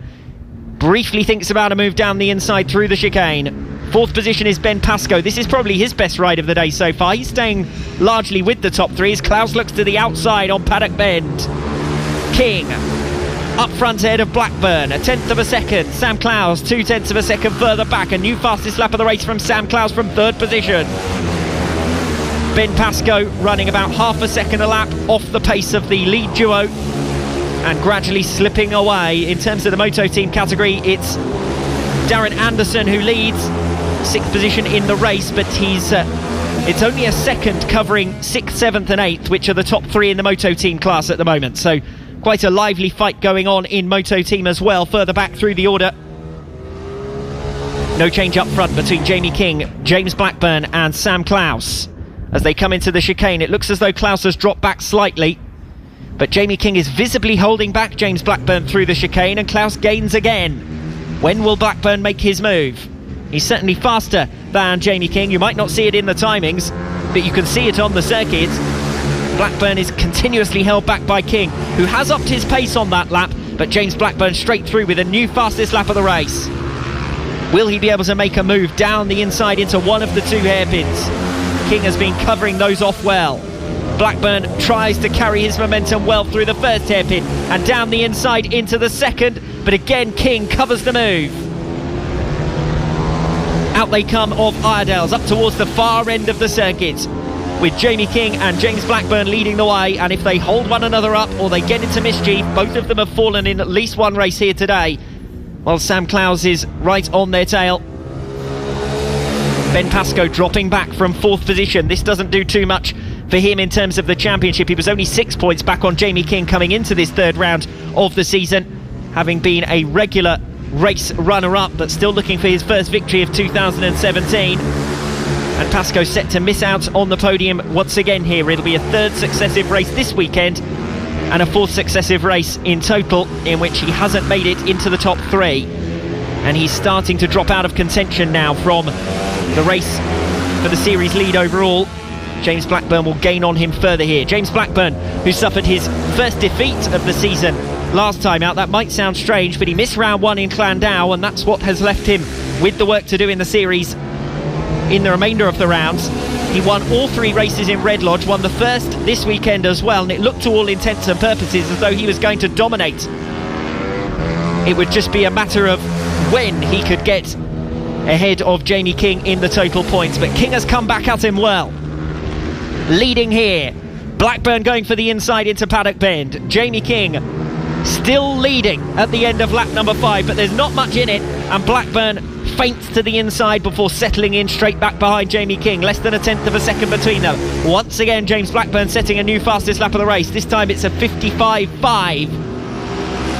Jamie King having to weave around and hold on to the inside line, and Blackburn doesn't quite have the confidence to send a move down the inside. He doesn't want it to all end in tears, but he is alongside now, heading up towards the top end of the circuit. James Blackburn down the inside. Jamie King again has the outside and again sweeps across the front of James Blackburn. So it's Jamie King versus James Blackburn. Blackburn, who's clearly been faster. King, who leads the series standings overall. Blackburn is getting, I would suggest, increasingly frustrated, getting closer and closer to making a move. He's had a couple of goes down the inside, but he's backed out of it each time. When will he finally make the lunge? Because he's got to go for it at some stage. Eventually they'll meet the lap traffic, and then it might change things altogether. But for the moment, it's Jamie King who still leads ahead of James Blackburn. You daren't take your eyes off that race to look further down the order. But still, the top 3 in the Moto Team category are separated by just a second. Simon Klaus passing Neil Kinnaird on that last lap, lap number 6. Still close racing, as I said, between the top 3 in the Moto Team category. But it's even closer for the top 2 in this race overall. As they weave their way through lap traffic, it's Jamie King versus James Blackburn in the top 2 spots. Sam Klaus has dropped 0.8 of a second back. Blackburn almost alongside again into Paddock Bend, but not quite. King is the leader with 7 laps completed and 7 laps remaining, half race distance. And Jamie King has had to defend all race so far, from James Blackburn in second, Sam Clowes in third, and then eventually Ben Pascoe over the line in 4th position. He's important in the context of the series overall. He's currently second to Jamie King in the standings, but he looks set to lose more ground to James Blackburn, who's third in the points. The top 3 are well clear in the championship tallies, and that's King, Blackburn and Pascoe. Sam Clowes, after not scoring at the opening round of the season in Clandau, has a lot of ground to make up. Further back in the moto team, Simon Clowes is now within half a second of top spot, which is held by Darren Anderson. This is the same battle that we saw last time out between those two in the moto team, as down the inside goes James Blackburn, makes the move. King went to the outside of one of the back markers. Blackburn took the inside and through he goes on Paddock Bend. James Blackburn to lead at the end of lap number 8. And now that he's hit the front, can he break away and settle this one once and for all? James Blackburn, your leader. So this would be his 5th race victory of the season if he can take it. Jamie King, the winner of race 2 this weekend, hadn't won since the opening round in Clandau. Really settled the nerves, I suppose, in terms of his championship fight, because there were only 6 points in it coming into round 3. And he has opened himself up a nice 27-point lead, Jamie King. But it's James Blackburn who has been his main rival, I suppose, in the second round and also here today. And it's James Blackburn who leads here on lap number 9. Another pair of back markers to negotiate. And Jamie King will hope to take advantage, as Blackburn did before. Blackburn certainly held up there behind the pair of them. King will try to do something, but he can't, because Blackburn goes for the inside and King has to just settle in. And King then gets held up behind the back marker through the chicane, and James Blackburn escapes away slightly. That might just be enough, though, to stop King from launching for moves. As further back through the order, interesting to watch Darren Anderson cutting through as well, just overtaking Ian Jackson there. They are in different classes, so not too much to worry about for Jackson, who is in 5th place in the Pit Bike 140 category. They're side by side now, Simon Clowes and Darren Anderson, which is for 5th position in the race, and that's for the top spot in the moto team category. So although the race up front might be settling down, although just as I say that, they're side by side still, Jamie King and James Blackburn, and King's got it back. Jamie King leads the way then around Paddock Bend, up ahead of James Blackburn. There's a separate race going on further down the order in the moto team class, where Darren Anderson and Simon Clowes are separated by less than 1/10 of a second. But in terms of the scratch race, it's King from Blackburn and Sam Clowes. Sam Clowes now 5 seconds in arrears of this two-way duel for the lead position. Jamie King holding it ahead of James Blackburn as they come around Iredales once again up towards the far end of the circuit, with King back in top spot. Well, it's been entertaining stuff with these two swapping and changing positions, and just when you thought Blackburn's got into the lead position, he'll escape away now, well, Jamie King managed to respond, and that, I suppose, is the character of the rider who leads the championship. Blackburn diving down the inside into Paddock Bend. He's made the move once again. King will try to cut back and carry his momentum down into turn 1, but he's not close enough.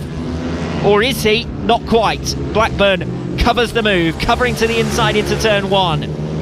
James Blackburn, your race leader, ahead of Jamie King in second. Sam Clowes dropping more than half a second a lap back from these top two, who are still fighting it out over the race lead. James Blackburn has been the faster in terms of outright pace.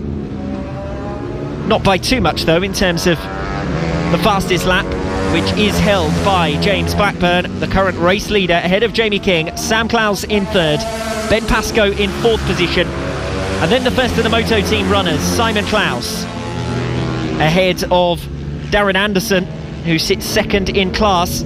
Anderson's had a challenging day here today after a fall on the final chicane and a DNF in race number 2. He sits on 93 championship points, but he's doing the job against Keith Bolton at the moment. Bolton dropping back on that previous lap, and Bolton probably his main challenger in the context of series and championship points. 2 laps still remaining on the counter for James Blackburn and Jamie King.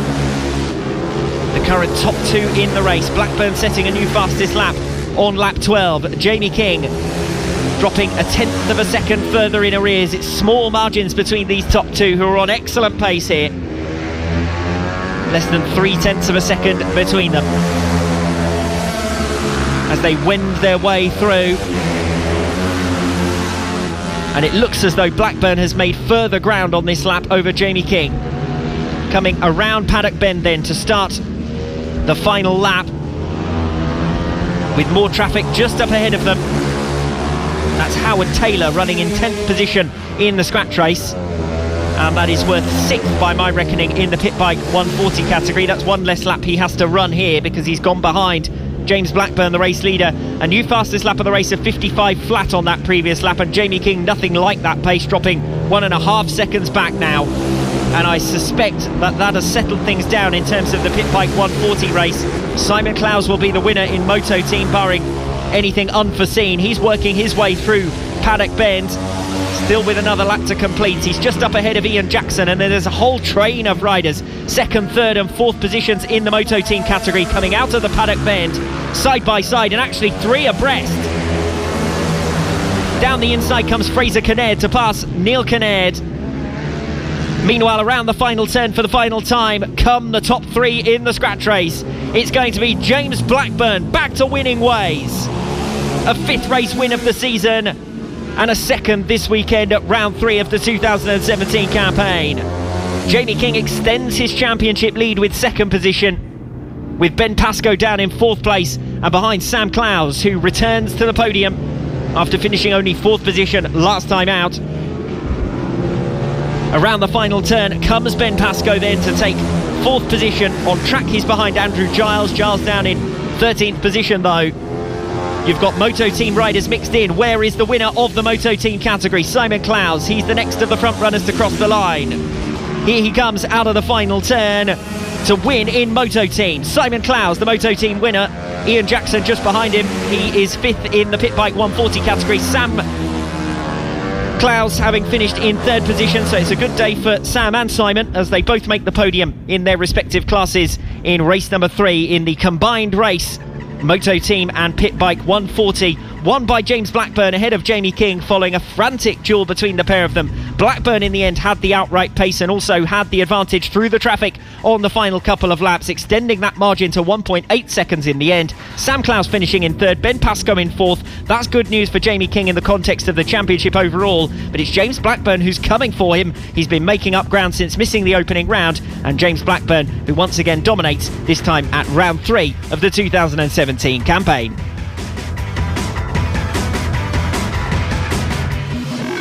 The original and best British championships for mini bikes. This is Cool Fab Racing.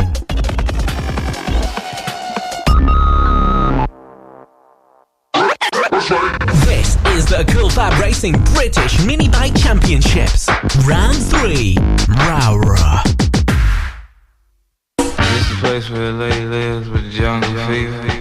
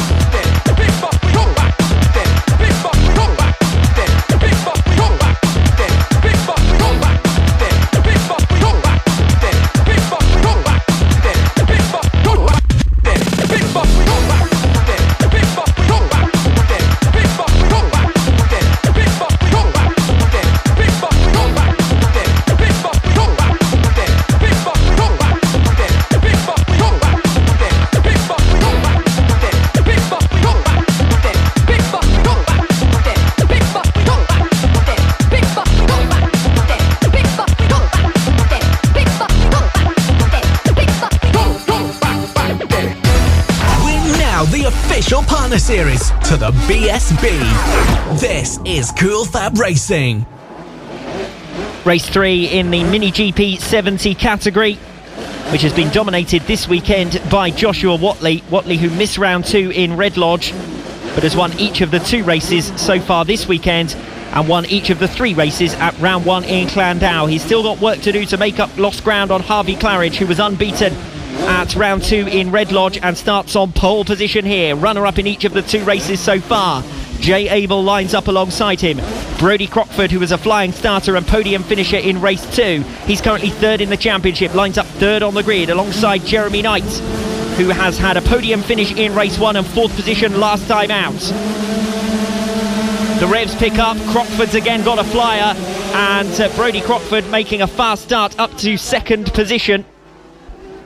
Again, it looked as though almost Brodie Crockford getting away a little bit too well. He's up to 2nd position though, and he will be more than happy to take advantage of that, barring any penalties being applied after the race, of course, if it does turn out that he has judged to have gained from a full start. He's being relegated back to 3rd position anyway here as Joshua Whatley comes through. Whatley's been excellent value so far this weekend. As I said, he didn't qualify well. He started 6th on the grid, but he has been undoubtedly the fastest rider on the circuit so far this weekend. This is the best break that Harvey Claridge has made. He has really struggled for pace through this weekend since qualifying, where actually he was half a second quicker than anyone else. He's going to lose the lead here. Joshua Whatley comes through down the inside into Paddock Bend. Claridge tries to repay the compliment. Crockford is in 3rd place.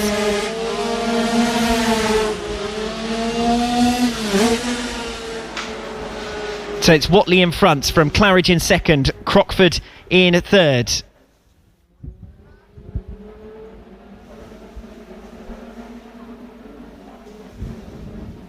As they come through the 2nd hairpin up towards the far end of the circuit, Joshua Whatley, who's still got points to make up in the series overall, as I previously said, 22 the tally that he's got to recover.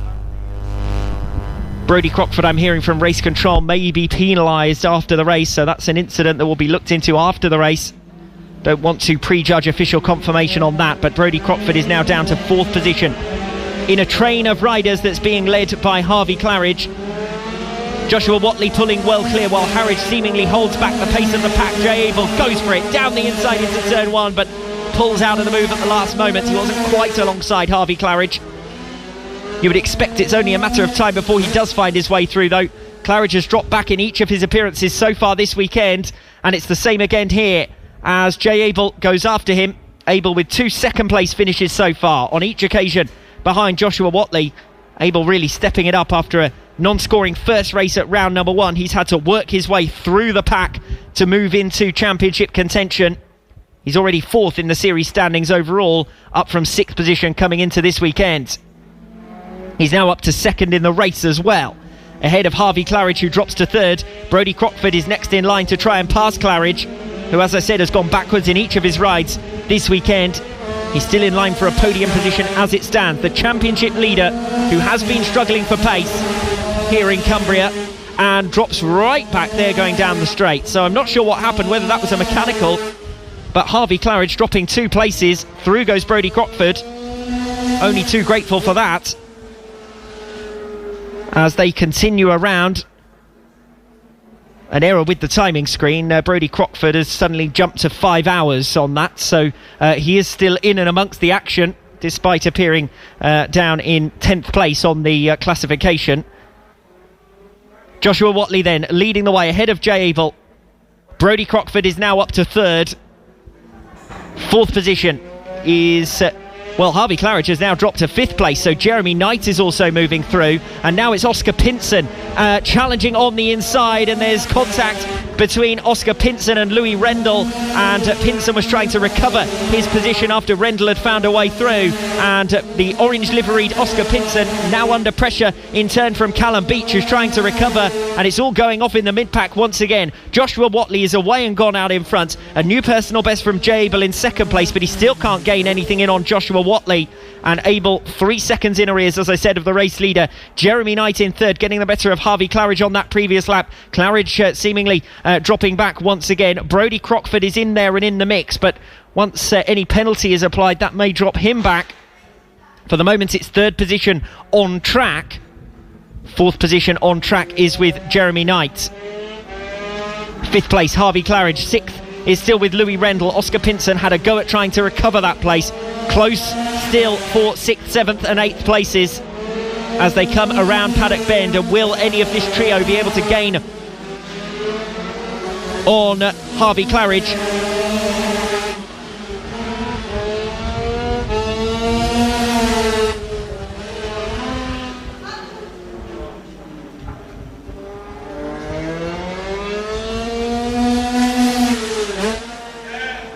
Through the hairpins they come. Claridge under severe pressure now from Louis Rendell in the race for 5th position, which, as I said previously, is showing us 4th on the timing screens as they make their way up towards the top end of the circuit. Meanwhile, the race leaders are coming through. Joshua Watley leading into Paddock Bend. Still second with Jay Abel. Brodie Crockford up in third. There's a gap behind Jeremy Knight in 4th position. Harvey Claridge holding back the traffic once again. He sits in P5. That's where the race is. Claridge in 5th. 6th with Rendell. 7th is with Pinson. And 8th with Callum Beach. Around the outside now. Claridge about to lose a position. He moves to defend. Louis Rendell trying to find a way through. He's blocked out. Harvey Claridge in 5th. Louis Rendell 6th. Oscar Pinson in 7th. If any one of them steps away, they will be overhauled by Callum Beach. It's a group of 4 riders. Pinson losing a little down the straight and heading in towards Iredales. And they'll then head back up towards the far end of the circuit. Claridge looking to have been overhauled there as Louis Rendell comes through. And now behind the pair of them, Oscar Pinson will try to capitalise as well. And Callum Beach is right with them. Still good racing for these positions. Callum Beach close to the tail of Oscar Pinson. Claridge immediately dropping back. That demonstrates that he has been holding back Louis Rendell, because the moment Rendell has broken against Claridge, he's disappeared away. Callum Beach passing Oscar Pinson down the inside into Paddock Bend. So still close racing for 5th, 6th, 7th and 8th positions, as that error with Brodie Crockford has now been corrected. He appears on our timing screens once again up in 3rd position, just over a second in arrears of Jay Abel. The top 3 positions certainly look settled at the moment. Jeremy Knight is still close to the tail of Brodie Crockford, but hasn't been able to do anything about him, and the race at the moment is for 5th, 6th, 7th and 8th positions, where Oscar Pinson has surprisingly been passed by Callum Beach. And I say surprisingly because Pinson has had plenty of pace, but each time he's tried to use it, he's got tucked up behind the rider in front of him. Look at the deficit now behind Louis Rendell, who was the first to get ahead of Harvey Claridge. The next one to pass him is Callum Beach, and now Oscar Pinson is on the tail of Harvey Claridge again, but this time down in 7th and 8th position. So Beach is up ahead of this group now. Claridge down to 7th position. Oscar Pinson in 8th, and he'll be frustrated with that, because while he has been trying to find a way past Claridge, Beach has passed the pair of them, and it's Callum Beach now up in 6th position. And Oscar Pinson, if he wants to recover further places, has again got to try and get past Harvey Claridge. Claridge has defended superbly, but he hasn't had any speed at all this weekend. He was on the podium in each of the first 6 races of this 2017 season, but he hasn't been able to do much to challenge the top 3 this weekend, other than starting on pole position, of course. Joshua Watley is still the leader. It's closing up for 3rd place on track now between Brodie Crockford and Jeremy Knight. Crockford holding the place for the moment as they go back down into turn number 1. Jeremy Knight, though, right with him.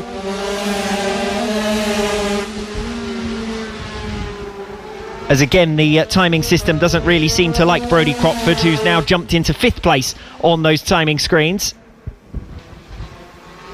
It's Joshua Watley out in front, Jay Abel in 2nd, Crockford and Knight closely packed together in 3rd and 4th positions as they go around the top end of the circuit. 5th place is with Louis Rendell. Since he broke clear of Harvey Claridge, he's been isolated in that 5th position.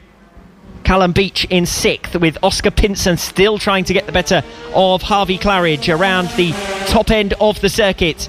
Pinson on the tail of Claridge as they come through the chicane. Pinson running wider in the first part of the chicane. That gives him the inside, but he backs out of it. And Claridge again has the momentum, and you can see Pinson trying to urge the machine forward once he'd stopped it almost dead. And that gave Claridge enough momentum to get him through Paddock Bend and still in front. becoming increasingly frustrated here, Oscar Pinson, because he dropped 3 seconds behind and he immediately made it back up. He's clearly faster than Harvey Claridge in the race for 7th position, and Pinson diving down the inside. He's made the move. Through comes Oscar Pinson, gets the better of Harvey Claridge through McRae's, and now back towards Iredales. So good racing for 7th and 8th positions. And now that Oscar Pinson has been released, you expect him to disappear away. Claridge hasn't had the pace here. 3 laps still to go now that Joshua Watley has crossed the line and into lap number 12. Brodie Crockford has got the better of Jay Abel, who is revving the thing as he comes down the home straight, but there may be a mechanical issue going on there for Jay Abel, because although he was giving it full beans, he was dropping back, and Jeremy Knight has come through for 3rd position. So it's Crockford now up to 2nd, Knight in 3rd place. 4th place is with Jay Abel, but the machine is looking less than as he slows down the straight and loses another position. Louis Rendell coming through. Will Abel be able to do anything about that? Because at the moment it's looking pretty terminal for that number 303 machine, ridden by Jay Abel, going up towards the far end of the circuit, being passed again. And that's real disappointment for Jay Abel, because he has ridden superbly this weekend. 2 second places in the first 2 races after 3 third places last time out at round 2 in Red Lodge. He was in line for another podium finish here, but he's still trickling around the circuit. He will need to cross the line, of course, at the end of the race to score points and to avoid DNFing. Uphill will be the bigger problem, of course, as he goes into pit lane. Remains to be seen whether he will come back out to cross the finish line once the checkered flag is waving, so that he can complete this race and at least get something for 10th position, which is where he's going to end up. He hasn't actually made it to the top of the hill there, Jay Abel. He's got stuck 3/4 of the way up. The bike doesn't want to go forward anymore. Joshua Watley is still leading, but his rivals have been dropping like flies. Brodie Crockford is 2nd on track. As I said, it may turn out that he gets penalised after the race for what looked to be another jump start. 3rd position with Jeremy Knight now on track, and 4th place is with Louis Rendell after the prior retirement, as I said previously, of Jay Abel.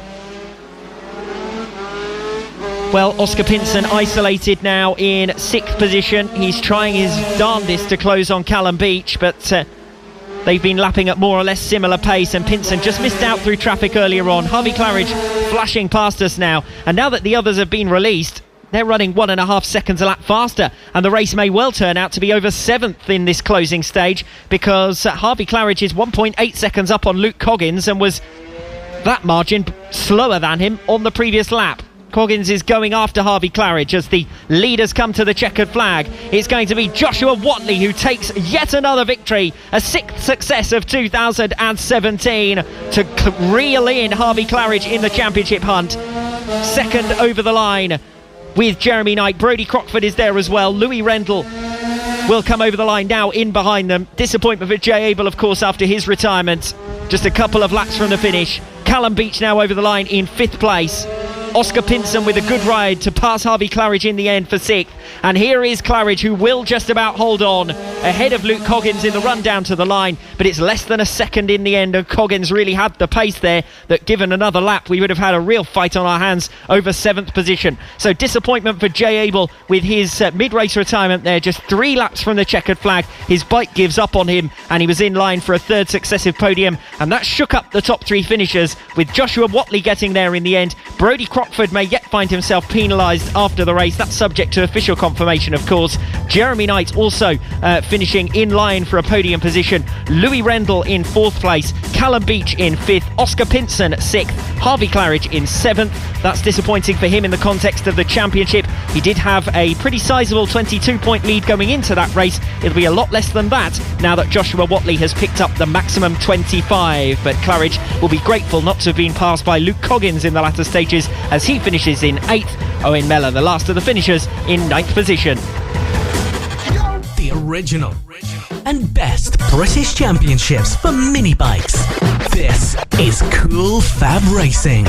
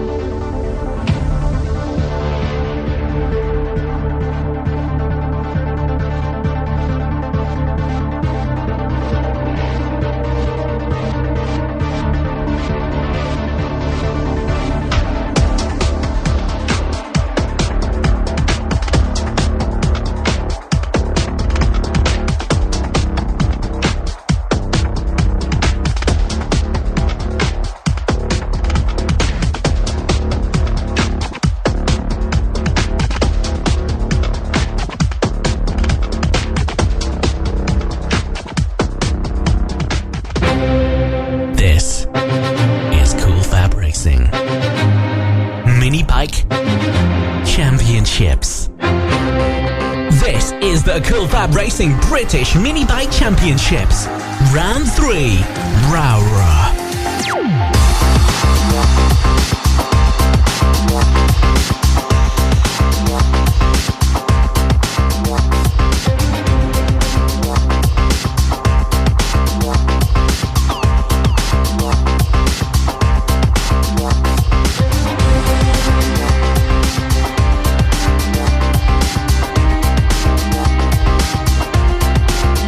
Top two in the AC40 Pro Championship sit in the top two positions on the grid for race 3 with the AC40s. Well, Ross Maguire is the leader on 161 points, and that lead has been further extended this weekend with a race victory first time out and a third position finish in race number 2. Eddie O'Shea did a great job to take his first race victory of the season with a win in race 2, and he is now the closest rival in terms of the overall series points. It was Johnny Garnes who sat second in the series, but it's been a disappointing weekend for him so far here in Cumbria with 20 points from 2 races, and as I said, he dropped 16 points in arrears of Eddie O'Shea after that race victory last time out.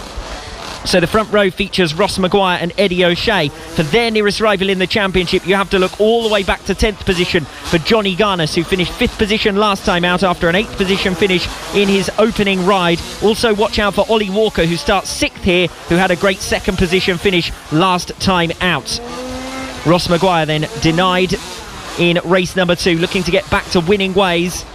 He already has 5 race victories in this class in 2017. We're waiting for the last of the riders to get onto the grid. The second row is Ryan Hitchcock and Aidan Davey. The third row, James Cook and Ollie Walker, who I said had that good 2nd place finish last time out. Dylan Mellor and Emmanuel Brinton on row 4. Row 5, Owen Mellor and Johnny Garnes, who sits 3rd in the series points. Evan Belford all the way down in 11th position alongside Mason Johnson. Cameron Sewell and Troy Jeffrey on row 7.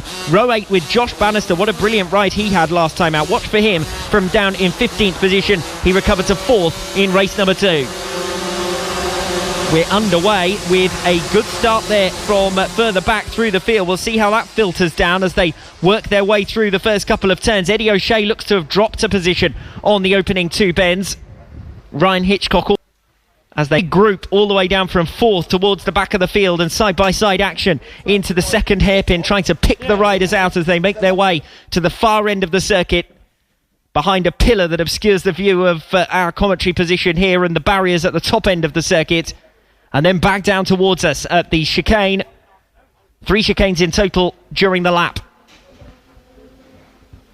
Here we go then with Ross Maguire leading us, trying to see where Eddie O'Shea has ended up down in 3rd place, although it looks as though Maguire's dropped out of that top spot. It's certainly close between the top 2 as they come towards the end of the opening lap. Who will lead us by the narrowest possible margin? It's James Cook, who had such a fantastic start. I mentioned as they got away from the grid, he started in P5 and he was already up to 2nd position by the time they got to the first turn, James Cook, and now he is our race leader, although not for much longer. Ross Maguire comes through.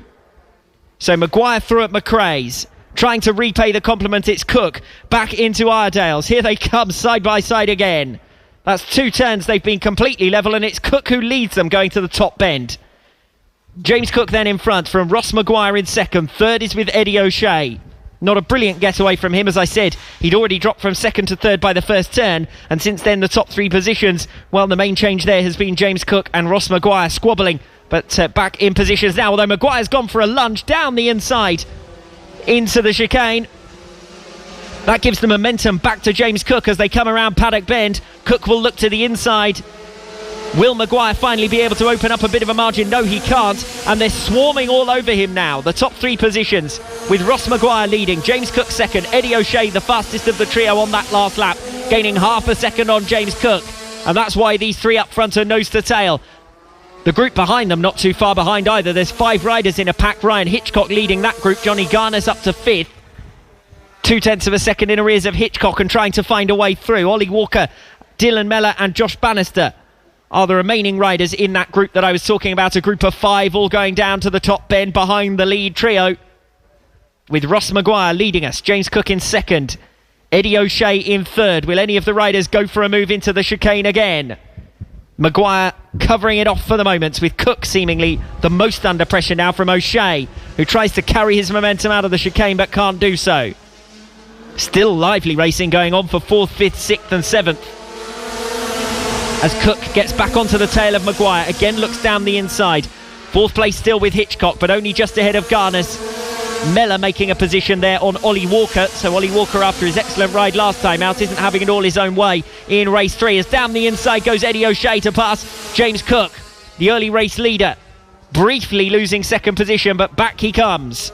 Maguire from Cook, who's not one to surrender clearly, because he was overtaken by Ross Maguire and then fought his way back through, making Maguire work for that race lead. Still just over 0.2 of a second between the top 3.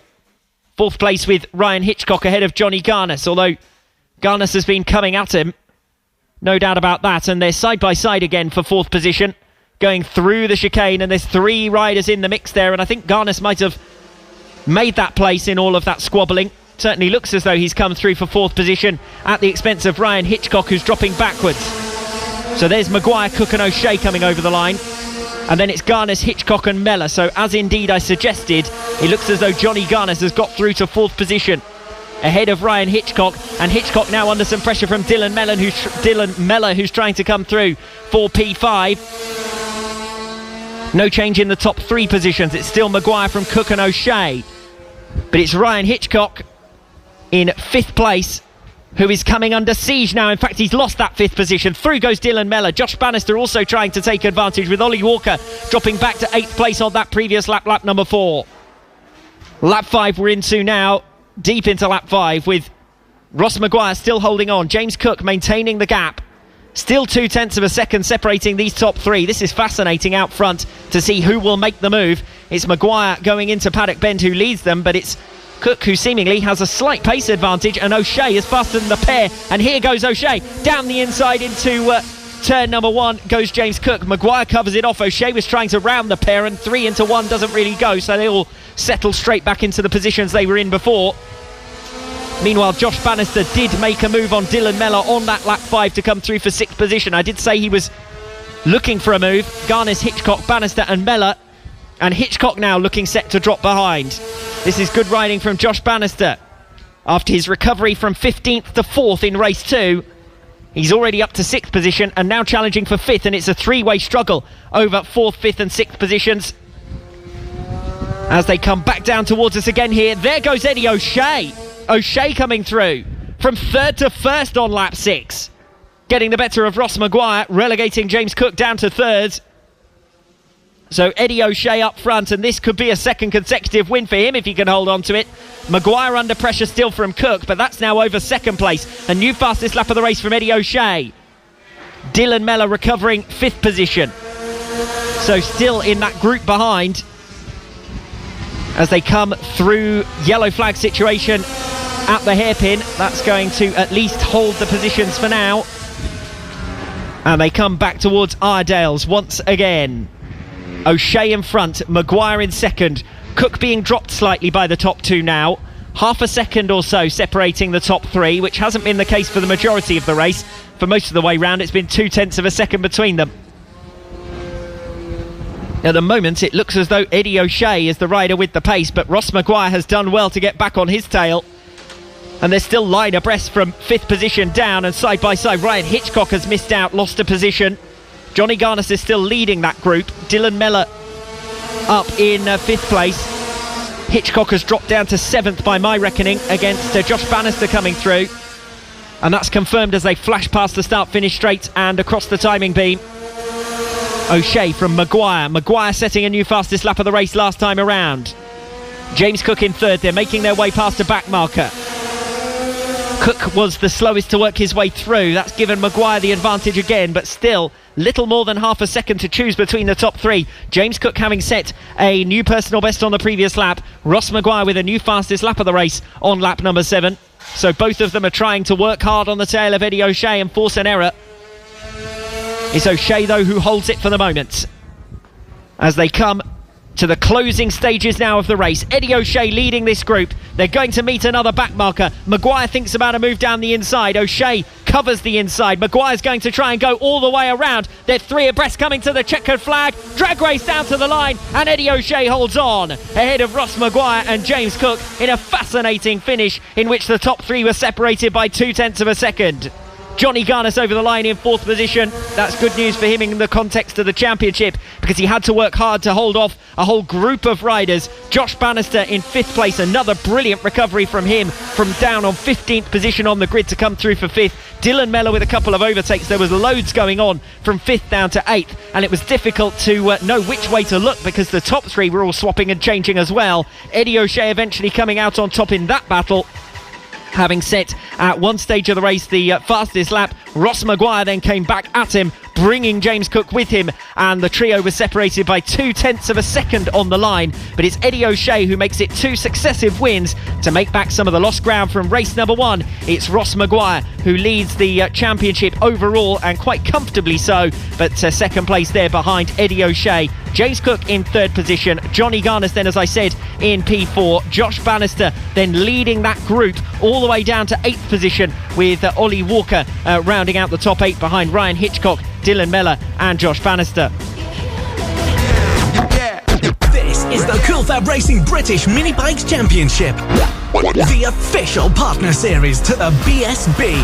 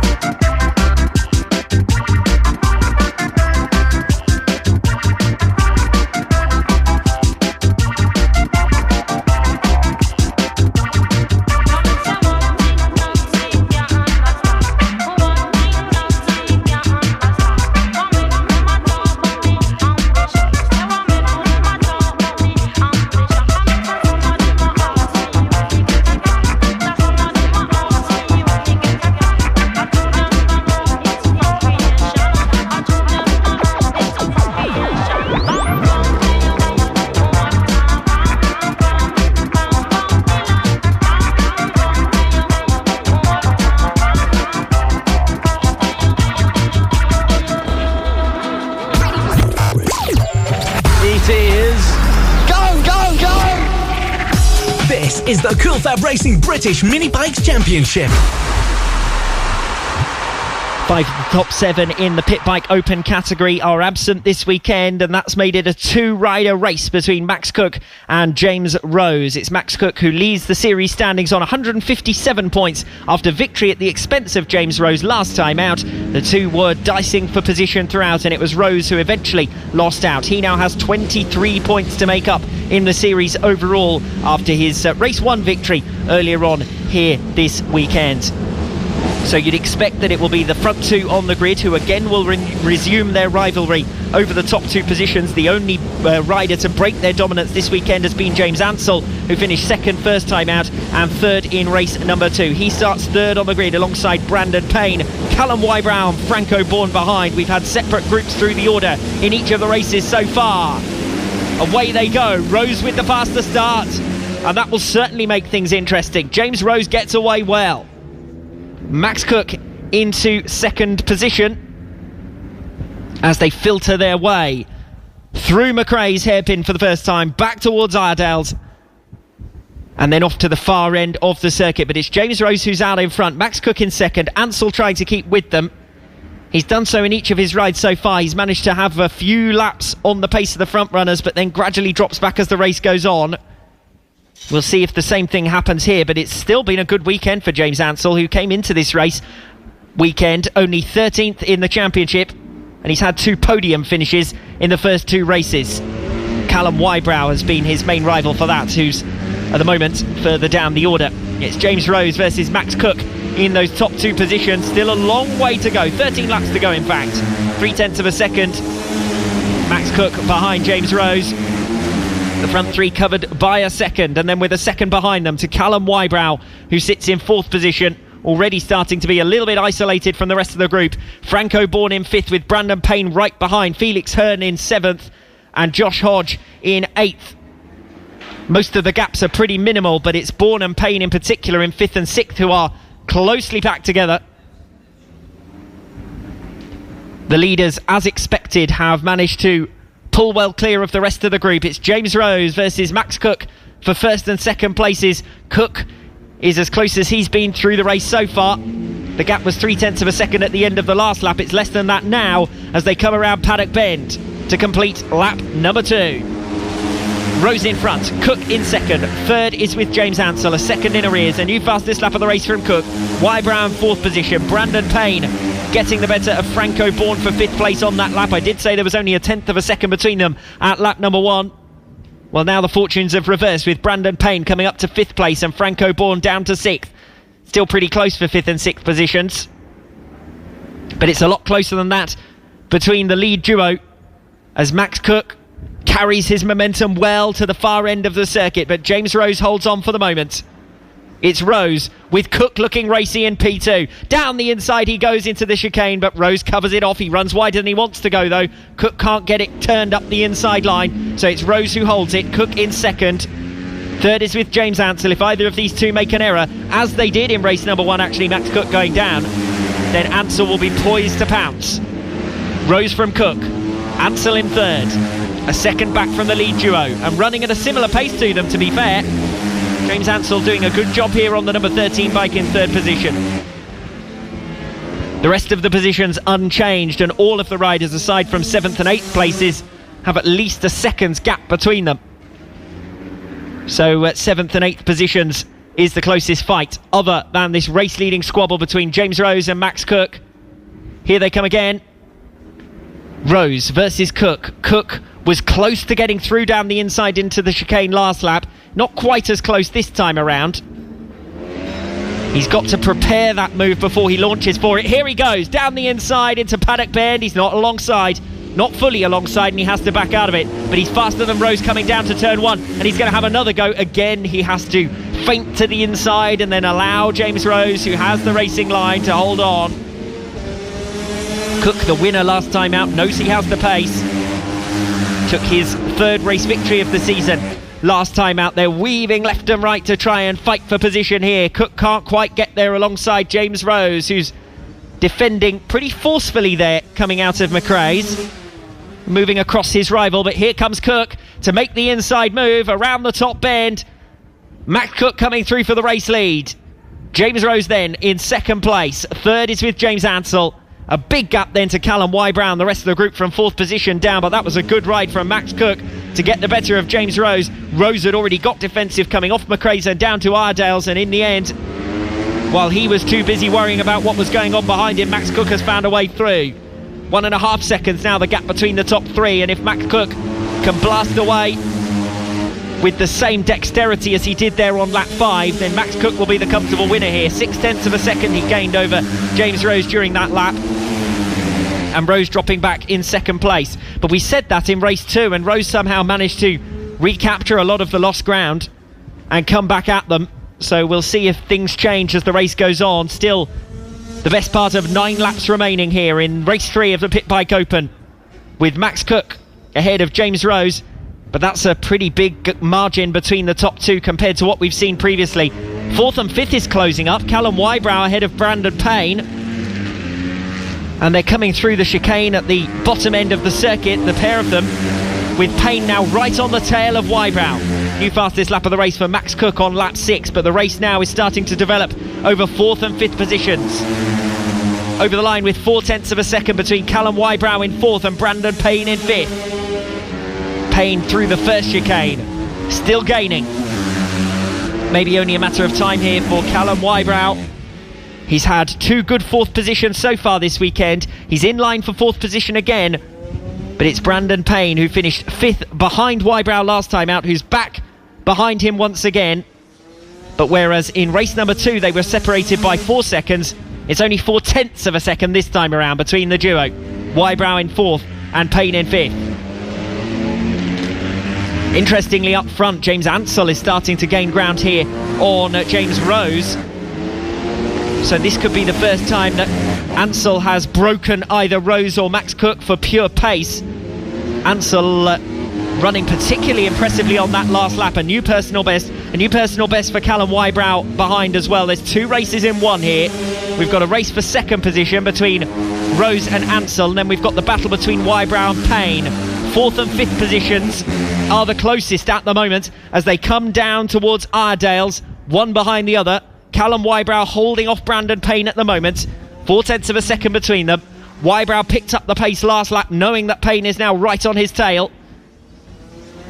They make their way around the far end of the circuit, and it's still Wybrow holding it for the moment as we come in towards the end of lap number 8. Max Cook, your comfortable race leader. We've got a fight for 2nd and a fight for 4th. The fight for 4th just making its way around Paddock Bend here. Callum Wybrow holding the inside line and Brandon Payne going after him. Further up, James Rose holding off James Ansell. But it's 4th and 5th positions that are tightly packed at the moment. Wybrow holding on. Payne looks to the inside. Can't quite make it stick into the first hairpin. He's going to tuck in behind and see if he can make a move into Iredales. But he seems to have lost ground going for the inside there into McRae's, and that's some work he's going to have to do again. Max Cook comfortable out in front as they come in towards the completion of lap number 9. James Rose a lot less comfortable with 2/10 of a second advantage over James Ansell, possibly even less than that now. Ansell and Rose both setting personal best pace on lap 8 and both doing the same again on lap 9. Rose keeping Ansell right with him, and then that battle further back between Wybrow and Payne, that's going nowhere either. 2 races in one, as I said, both separated by less than half a second, and Payne looking for a way through here as Ansell goes side by side with James Rose into the 2nd hairpin, but again can't get alongside. And the same situation for Payne, who is gaining going into Iredales, but still can't find his way through. Max Cook is away and gone out in front, and even more so now that Rose and Ansell are tussling over 2nd position. This is the best ride that James Ansell has had so far this weekend, and that's saying something considering he's already had 2 podium finishes, both of which were after good, consistent rides. There they are going through turn number 1, Rose versus Ansell, and that separate group further back, 4th and 5th position, the pair Callum Wybrow and Brandon Payne. Watching for Payne setting a new personal best on that previous lap. Ansell goes for the lunge, down the inside he goes. And is that making the move stick for 2nd position? Yes it is. He then sweeps to the outside, holds off James Rose, and James Ansell has P2. So there were 2 fights going on at the same time, and it was only a matter of time before someone had a go, and it's James Ansell who's made it stick. The fight further back remains unchanged. Callum Wybrow ahead of Brandon Payne, but it's James Ansell who comes around to complete lap number 11, who will sit in 2nd place ahead of James Rose, just in behind a back marker. I think that might be Jake Hopper in 11th position, and then we've got Callum Wybrow and Brandon Payne making their way over the start finish line further back to complete their lap 11, and less than half a second still between both 2nd and 3rd, and then the separate race 11 seconds back for 4th and 5th. Well, this has been really close racing, but not close for Max Cook, because he set another fastest lap of the race on lap number 11 of 50.8, and he's the full length of the straight now ahead of James Ansell, over 5 seconds.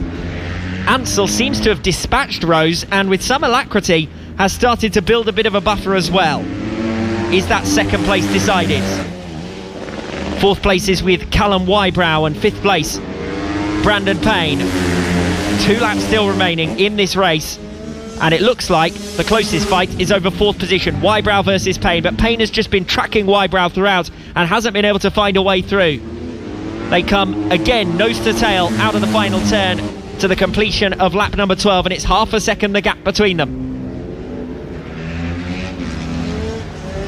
Further back, 8th and 9th positions working their way through Paddock Bend, closely packed together. Josh Ingram and Jack Qualters. So as I said, 8th and 9th position, the fringes of the top 10 there. Qualters still on the tail of Ingram. The leader will come in to start the final lap, and a change of position for those 8th and 9th places. Qualters gets the better of Ingram. The pair coming through McRae's, with it looks like Jack Qualters now on the number 14 bike up ahead of Josh Ingram, who's relegated down to 9th position. And here it's all kicking off for 4th place as well. Wybrow under attack from Brandon Payne, who was the closest he'd been down into the chicane.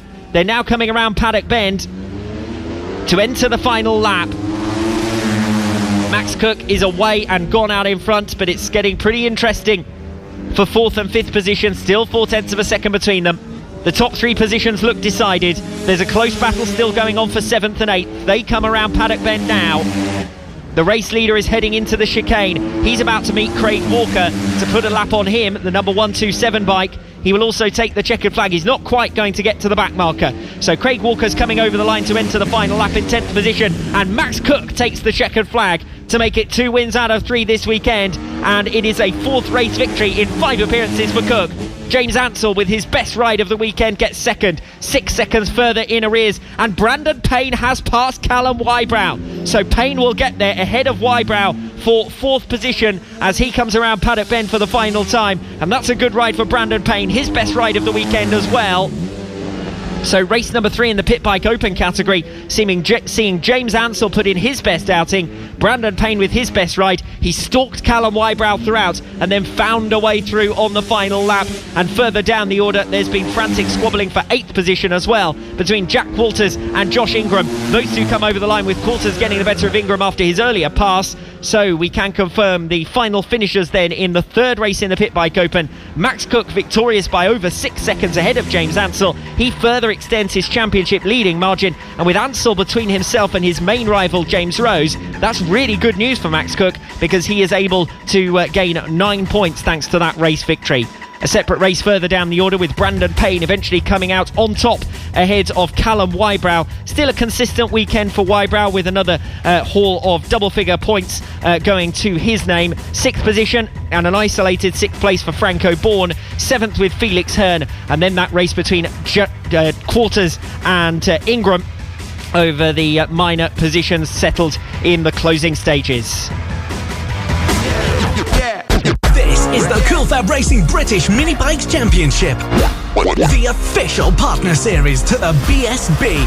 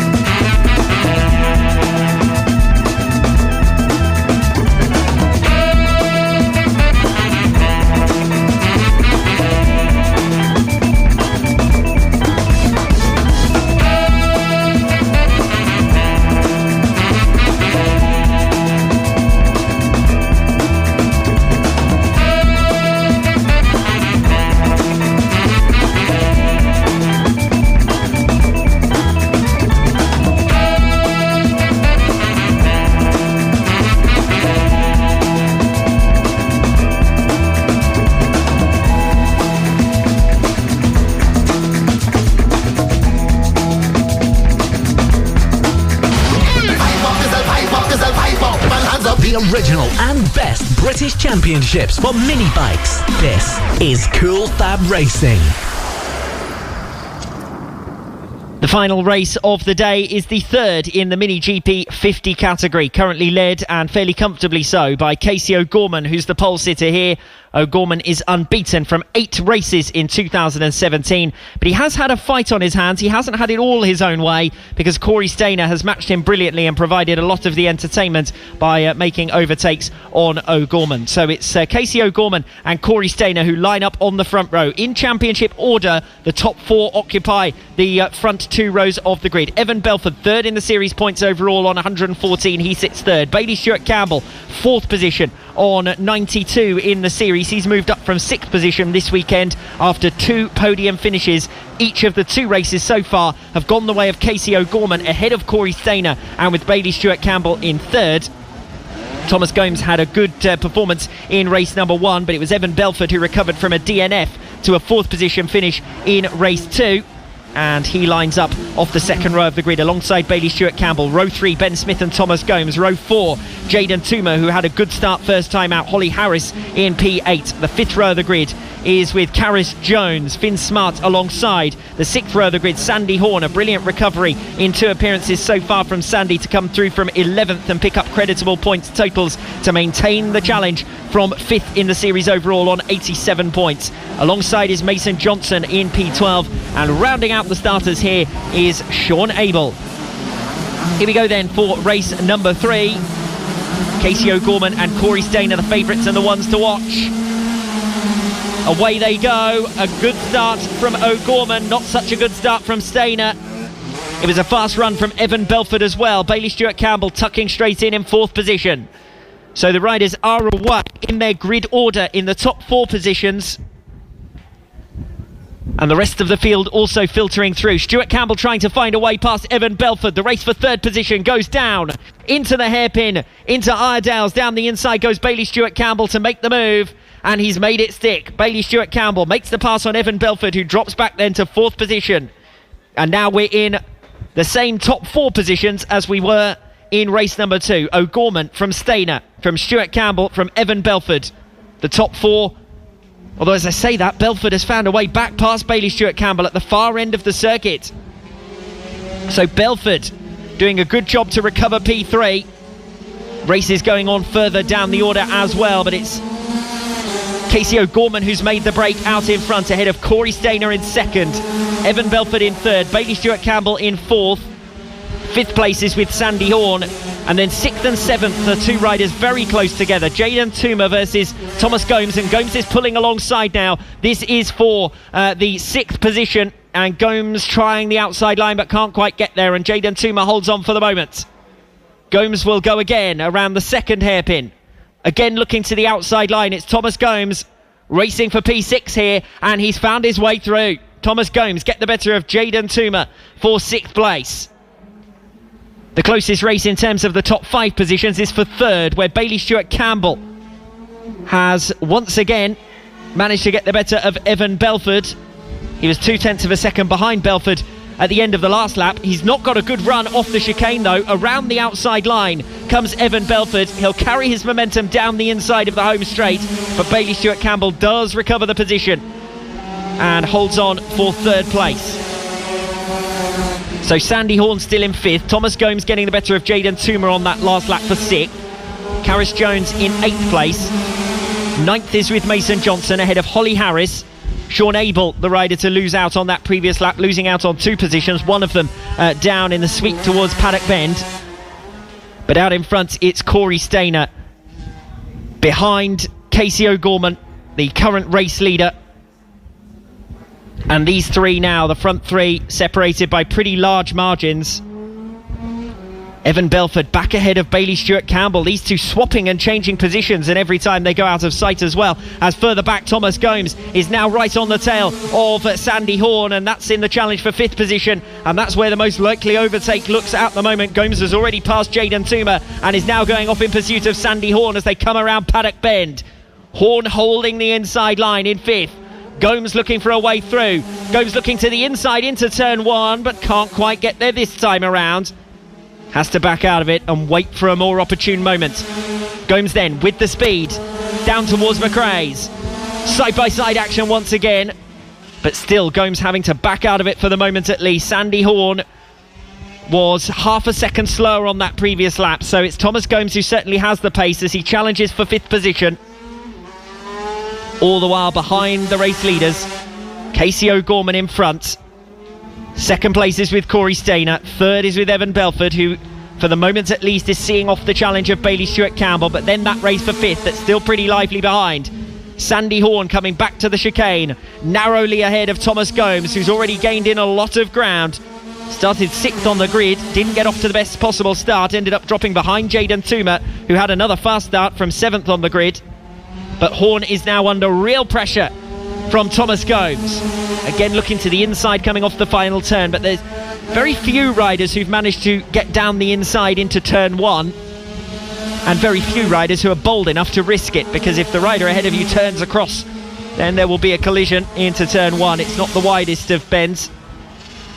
Squabbles further back between Holly Harris and Mason Johnson over 9th position, but in terms of the top places, the closest battle at the moment is between Sandy Horn and Thomas Gomes, who are separated by less than 0.2 of a second at the end of the last lap around. They're coming around the top end of the circuit, well back from the front 4, who are down at the completely the opposite end of the circuit. Sandy Horn seems to have opened up a bit of a margin this lap around over Thomas Gomes. Still Gomes trying to find a way through. Horn holding on to that P5.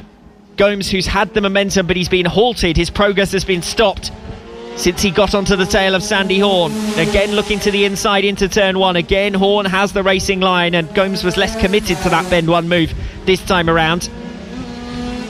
Holly Harris still going after that 9th place further back against Mason Johnson, backing out of it around the outside line. It's Johnson who holds on to that P9, and Holly Harris, who is the faster of the two of them. There's little doubt about that, because you can see Holly rolling off at times there with Mason Johnson perhaps stopping a little bit earlier than Harris would like for some of the turns, but that's all in the rush for 9th and 10th positions.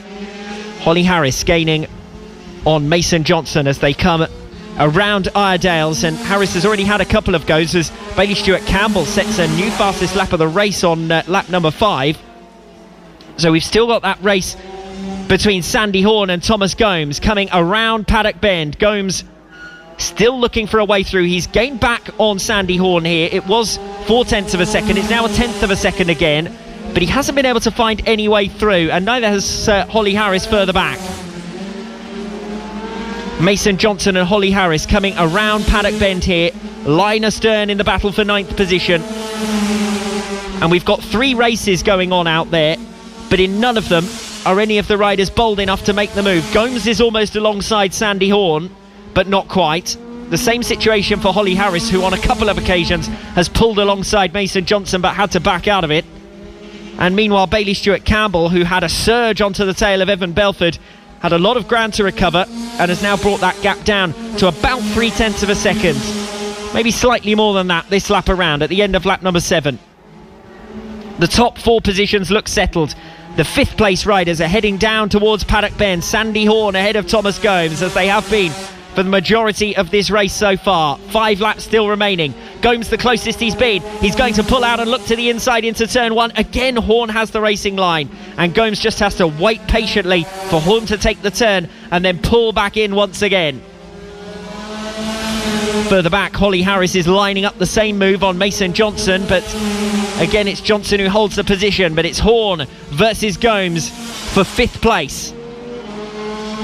That's the most interesting of the squabbles up front, because Bailey Stewart-Campbell versus Evan Belford was decided in the early stages and hasn't changed too much since then.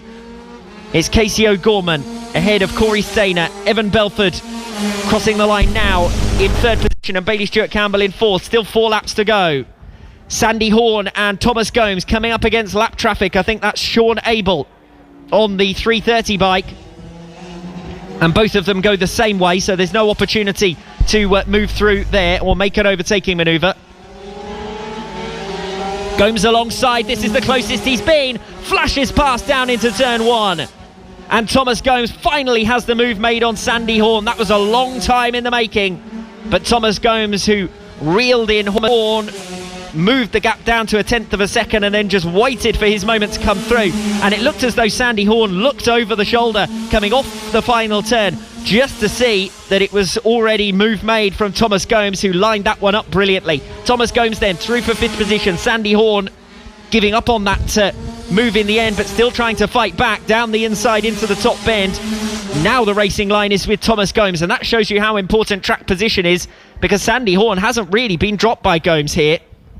Impressive stuff from Sandy Horn, now in 6th position after sitting 5th for much of the race. 3 laps remaining here. Will there be an opportunity for Horn? Thinking about a move into Paddock Bend. Gomes holds on to it.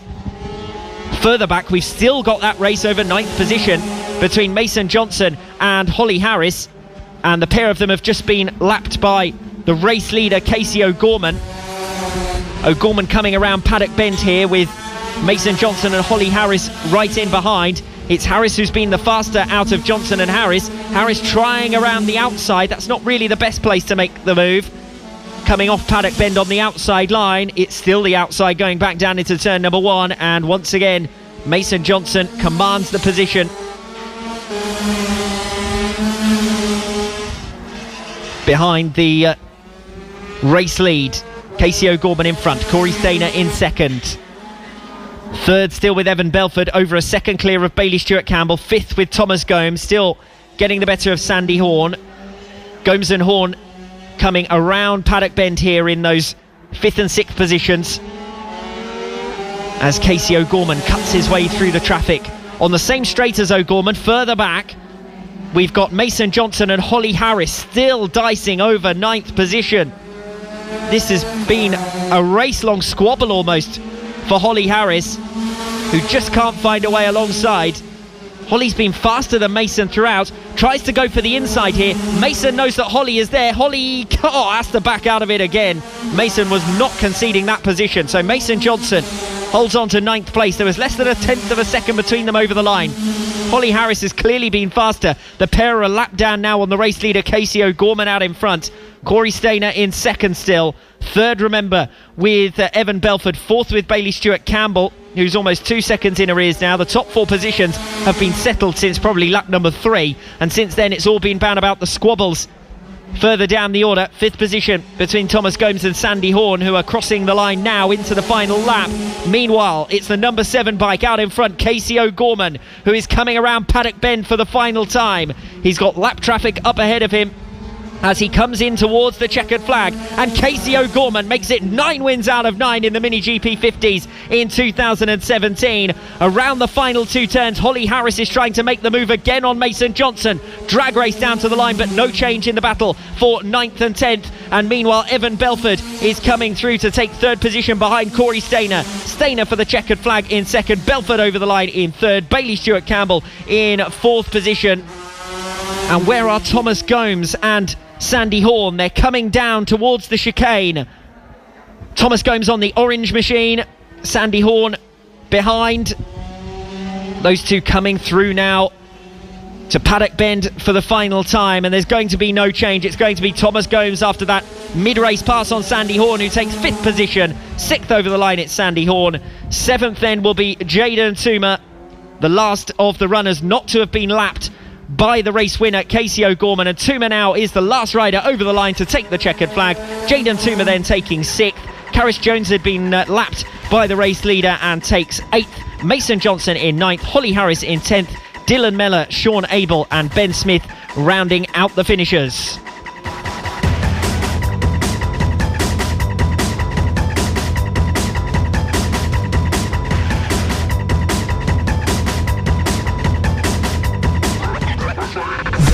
The Cool FAB-Racing British Mini Bike Championships Round 3, Rowrah. This is Cool FAB-Racing Mini Bike Championships. This is the Cool FAB-Racing British Mini Bike Championships Round 3, Rowrah. So that brings us to the conclusion of this weekend's race action at round 3 of the Cool FAB-Racing British Mini Bike Championship here in Rowrah. It's been a highly entertaining weekend. 3 great races in each of the respective 10 classes, And now it's on towards the next round in 3 weeks' time in Tattershall in Lincolnshire. Looking forward to the fourth round of the 2017 campaign. In the meanwhile, stay tuned with Cool Fab Racing. We want you to log on to the Facebook page, like, and of course then be first in line to receive pictures, news and videos both from this weekend and going forward. Of course, from all of us here, a massive thanks to Malcolm from this Cumbria Kart Club for providing the circuit that's thrown up plenty of entertaining racing. To all of the medics, of course, to marshals and parents who've supported with the event, Rob Keys, Val and Roger Keys, and to the listeners who've been tuning in at home live online on the Cool Fab Racing website, as we hope that you've enjoyed today's commentary. As I said, put us on a like for both the stream, share and tell everyone how great this championship is. We look forward to the next round in Tattershall in Lincolnshire in 3 weeks' time.